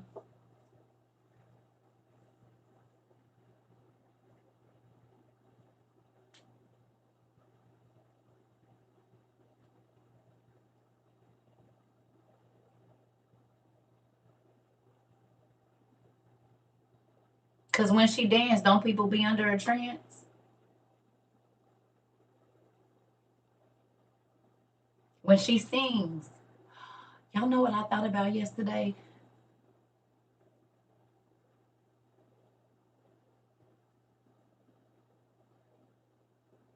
Guess what I thought about yesterday? It sounds so simple. If you call a name or if you say a name, something comes to you, right?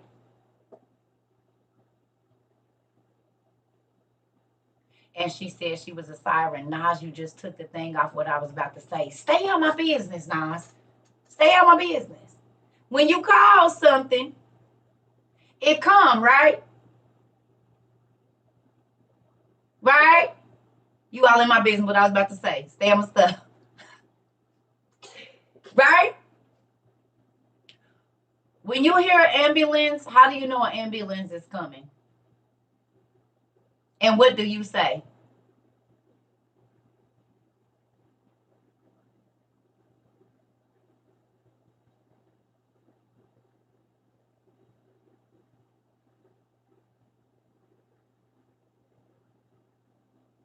I hear a siren. Why would they call the name of the loud noise siren?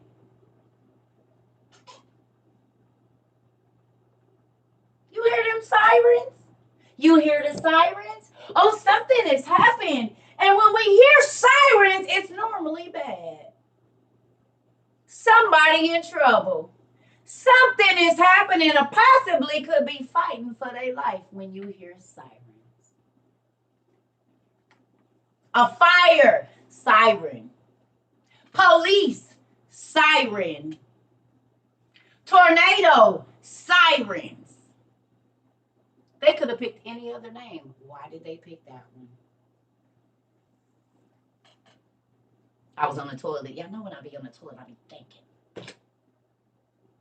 Something so simple, but we're trained to hear the cry of a siren.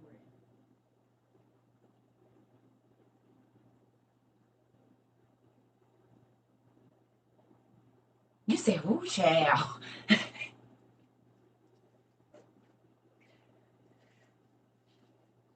And we don't throw their names around everywhere. Sprite, the medicines. We conjuring demons all around us and don't even know it. Tricky, tricky, tricky. Because if you call somebody by their name, they come in. And sirens are shapeshifters. Per the mermaid and everything else that we read, they can come on land.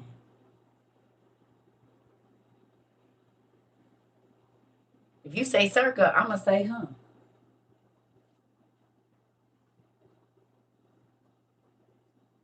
So think about this. When they say Bell Carver, you know they'll run a TV ad all day. They'll run a commercial 20 times, the same one, over and over and over. When they were selling Bell Kyra, how many people were saying that word? Oh, I think I'm going to get that Bell Kyra shot. And don't even know that's the name of the devil. An evil spirit, the angel of iniquity.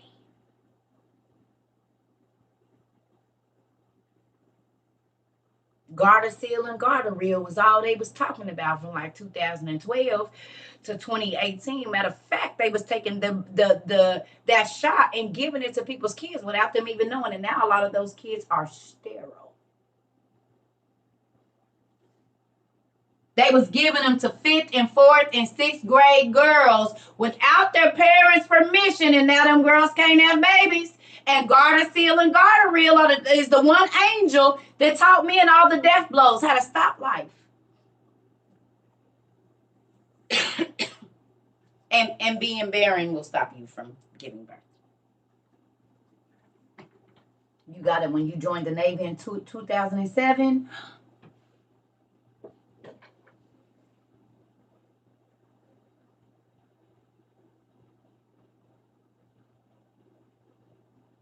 $34 and ain't had a kid yet.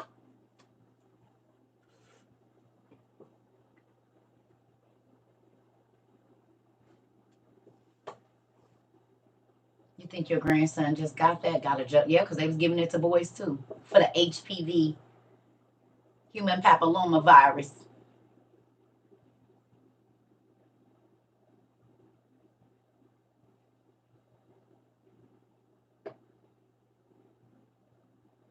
And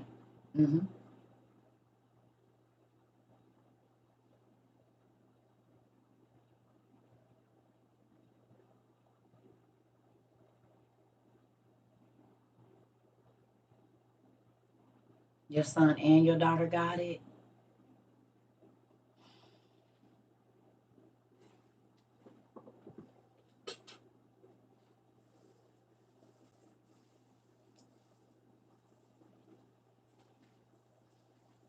And they want to give it to them right at puberty.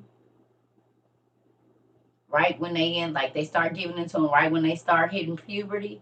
And puberty makes you go into womanhood and manhood so that you can produce a child after that. And y'all don't think this got nothing to do with nothing. Why y'all name the medicine that's supposed to be for reproductive health after the angel that causes life to cease?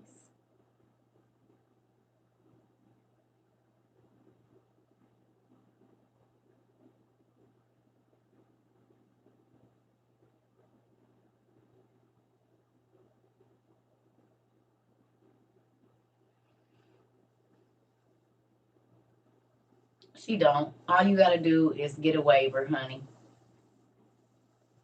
My kids didn't have no immunizations, and they all graduated high school. You got me messed up. You ain't forcing me to take nothing.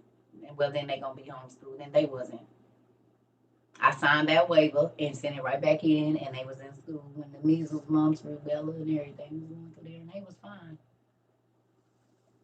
Matter of fact, my younger two never even got chicken pox. My older two did because I listened to them. You get them kids they shots, but after my oldest two, my youngest two didn't get no shots, and I didn't take the other ones back to get the rest of them. And my younger two, they don't be sick. They hardly ever get the flu. They might have some allergy stuff going on, But they don't really get sick. My older two, I was always at the emergency room with them. Oh, they got rhino RSV. They got this. They got upper respiratory infection. I'm like, damn, they just got their shots. So them younger two, it's a wrap. What they get at the hospital, that's it. They ain't getting nothing else. Whatever I gotta get them to get before they leave this hospital to leave, we gonna get that, and that's it. And they will be like, do you have the shot records? No. We don't need them. Keep on going. We just here for a checkup. What you got? Mm-mm. Especially since I found out that depending on your insurance, they got 2 refrigerators. A Medicaid refrigerator and a regular refrigerator. I said, oh. One of my friends worked in the doctor's office. I said, really? Oh, yes, honey. They have one for the Medicaid. So I don't get the same immunizations as the others? Hold on.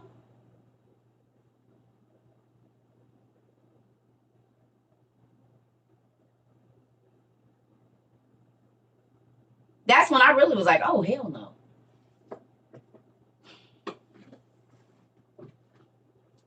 Y'all didn't know? Well, now you do. Different insurances they give you different immunizations. Yes. Yes, anytime you go and they ask you, yep.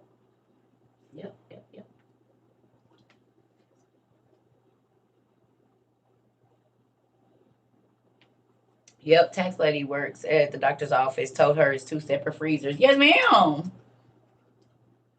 Yes, ma'am. I know y'all be like, damn, Circa, just sit down and quit talking. You ain't messing up my whole life.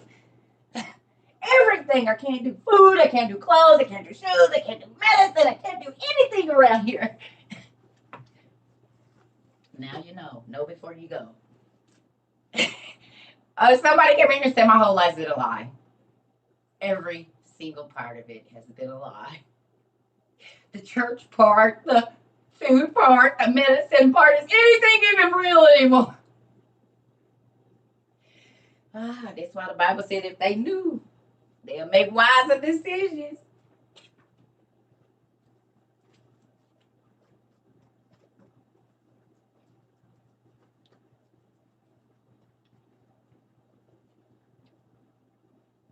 Yes. Just like I told y'all, most of the ADHD medicine is meth. 99.999% of the ADHD and behavioral medicine is meth. And it say it right on your baby's prescription, but you don't be taking the time to look at it.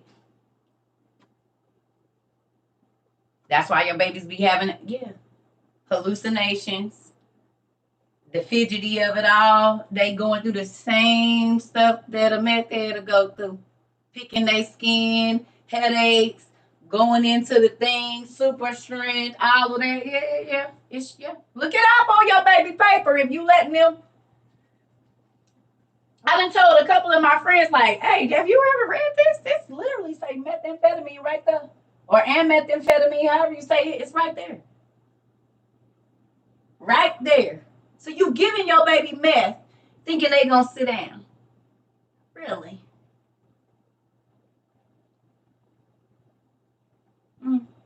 No, you're not medicating my kid. Challenge them.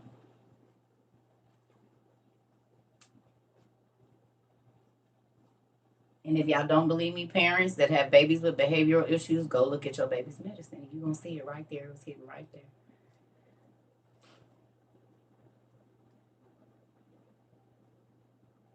The steroids they be giving y'all babies, meth. I told y'all I took my baby to the dentist. She had an infection. They pulled it tooth, gave her some medicine, but the medicine that they gave her was literally meth. I said, you're not taking this crap. And they wanted her to take it for 8 days. No, I read all of them. And this was just in 2019. And I didn't let her take them. I put that mess in the trash. 8 the first day, 7 the second day, 6 the third day. 4, 3, 2, 1. By that time, it's probably an addiction.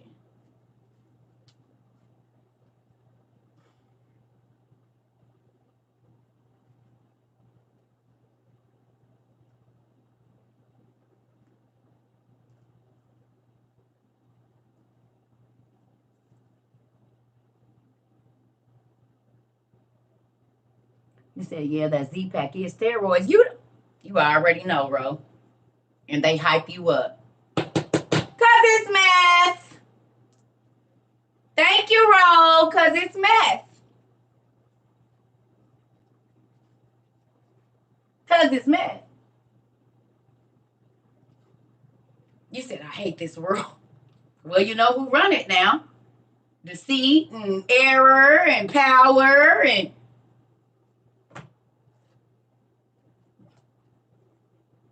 Now y'all see why I don't have no time to be in nobody else's business. I be trying to figure every avenue of every facet of my life out. I told my daughter, my G baby, not talking, none of that. Not taking none of that. I said, when y'all go back to the doctor, I'm going that part. Because they know you don't know.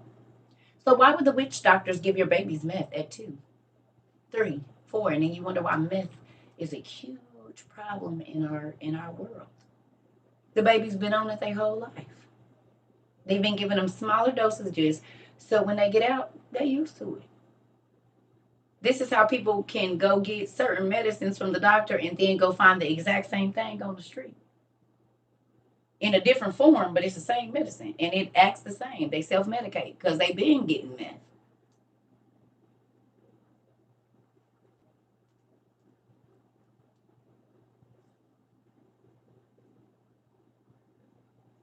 Wow, Ro, I didn't know that. So you be knowing about all the... So you got all the answers over there. Okay. That's why you be like, yep, it sure is. Wow, you've been there 15 years?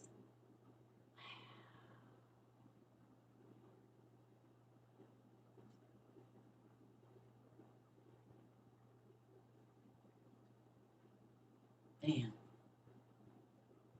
So I love y'all. I'm about to get off. We've been on here 212 minutes and 47 seconds. I ain't ate nothing. Go eat me some yogurt.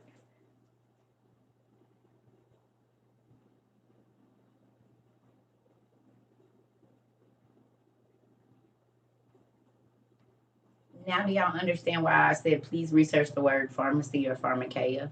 And now do you understand why I said that medicine, literally, the first thing that the fallen angels taught was magic medicine?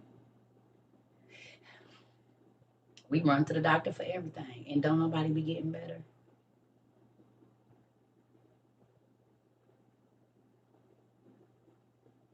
You say, man, this is way better than church. Well, we ain't trying to compare, but they blocked in because they in organizations. We can talk about whatever we want to over here. So we can get the fullness of God. We can take our time. This ain't no microwave message. We can dissect every single word and see. Thank you so much, Purple Star. I appreciate that. Medications until you stop taking them. I'm telling you. So if the fallen angels taught magical medicine, and our root word for pharmacy, pharmakeia, means spell, incantation, witchcraft, or poison. And then you look at the opioid epidemic, and even ecstasy was developed by a doctor for people with depression over in like Britain or something. They did a study to see if it would help with severe depression. That's how ecstasy got on the market. The doctors. And then the hood chemists found out how to make it, and it was a wrap after that. I haven't. They were causing you to be addicted to pain meds. Yes, ma'am, they are. Yes. MDMA was made by a doctor that they was giving that oxytocin. Yep, all of it. That's how they was trying to cure depression before, like early 2000s or whatever, whenever it was. I don't know. It might have been way before in the 70s. I don't know. But MDMA was made by a freaking doctor that was trying to cure, call itself trying to cure depression. That's how it was a prescription at first.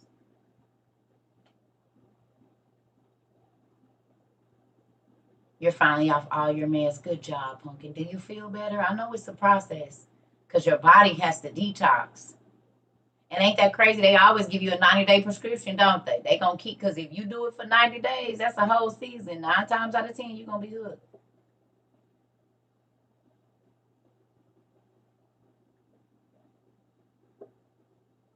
Yeah.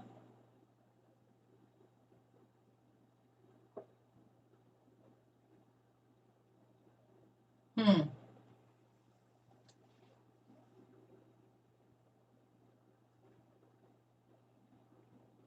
The founder used a Ouija board, which keeps people coming back. A cycle, a circle. Yeah, I could see that. And extended steroids can lead to osteoporosis, right? And the breakdown of organs and stuff too. Look at all the people that use steroids and now they don't work. A lot of their muscles and kidneys and stuff be shutting down.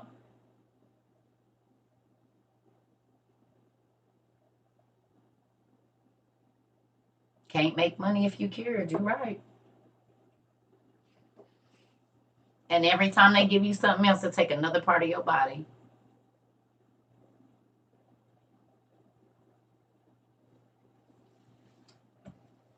And y'all wonder why the GOV be on our page.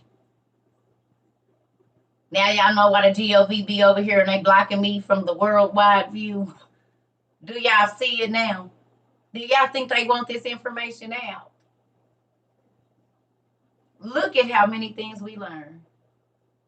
Homeopathic is fine as long as it's not divination. As long as you're not using divination, you can use the herbs and stuff from the field. God said, I made all the herbs of the field good. But when people start using them to do magic, that's a problem. Mm-hmm. Y'all be watching everybody. Every time I hear a car. Yep. So I'm about to go. I love y'all. Let's go find me something to eat. Chill out for a minute. I need to call my kids, call my cousins. Mm-hmm. In the book now called Natural Cures. They don't want you to know about it. Talks about the government, big pharma. Come on. Love you too. Y'all welcome. Hopefully we had a good class today. We've been here forever. 218 minutes. Only 6. Yeah. I love y'all. And white folks, I love y'all too. Don't be thinking I was being ugly from earlier. I just got to show y'all what's real.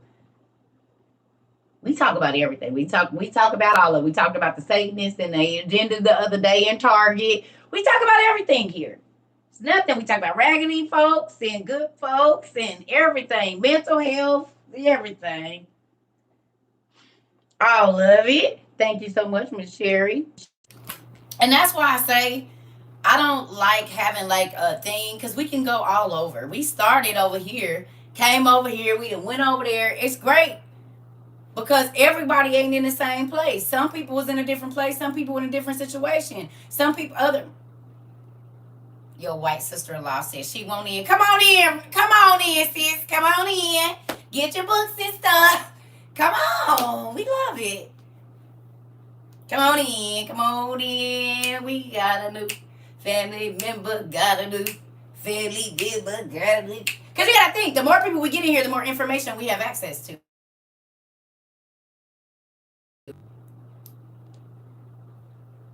That's why we want our community to grow because it's more information. Every time a new person comes, they didn't experience something we don't. They might have heard a word, worked in a place. It's a big old web just going out. And so then we find out every day we're learning and learning and learning and learning and learning. But it's not the ever learning where it don't help your life. Like the Bible talk about, we're ever learning and every day our life is changed for the better. Every single day we learning something that is helping us understand God and this earth and this world and the spirit and the mind and the body and genetics and all this stuff. We just full. We have a full life now. You can't be mundane over here. It's too much. There is no Eeyore times here. Yep. Let me go walk with my GBL. Oh my God. Y'all, JBL, girl, you are crazy. I used to do that too. Put my speaker on, the clamp one, and be walking down the street listening to whatever I'm getting. You hear me? Sure did. I love y'all. I'm about to go because I keep saying it and be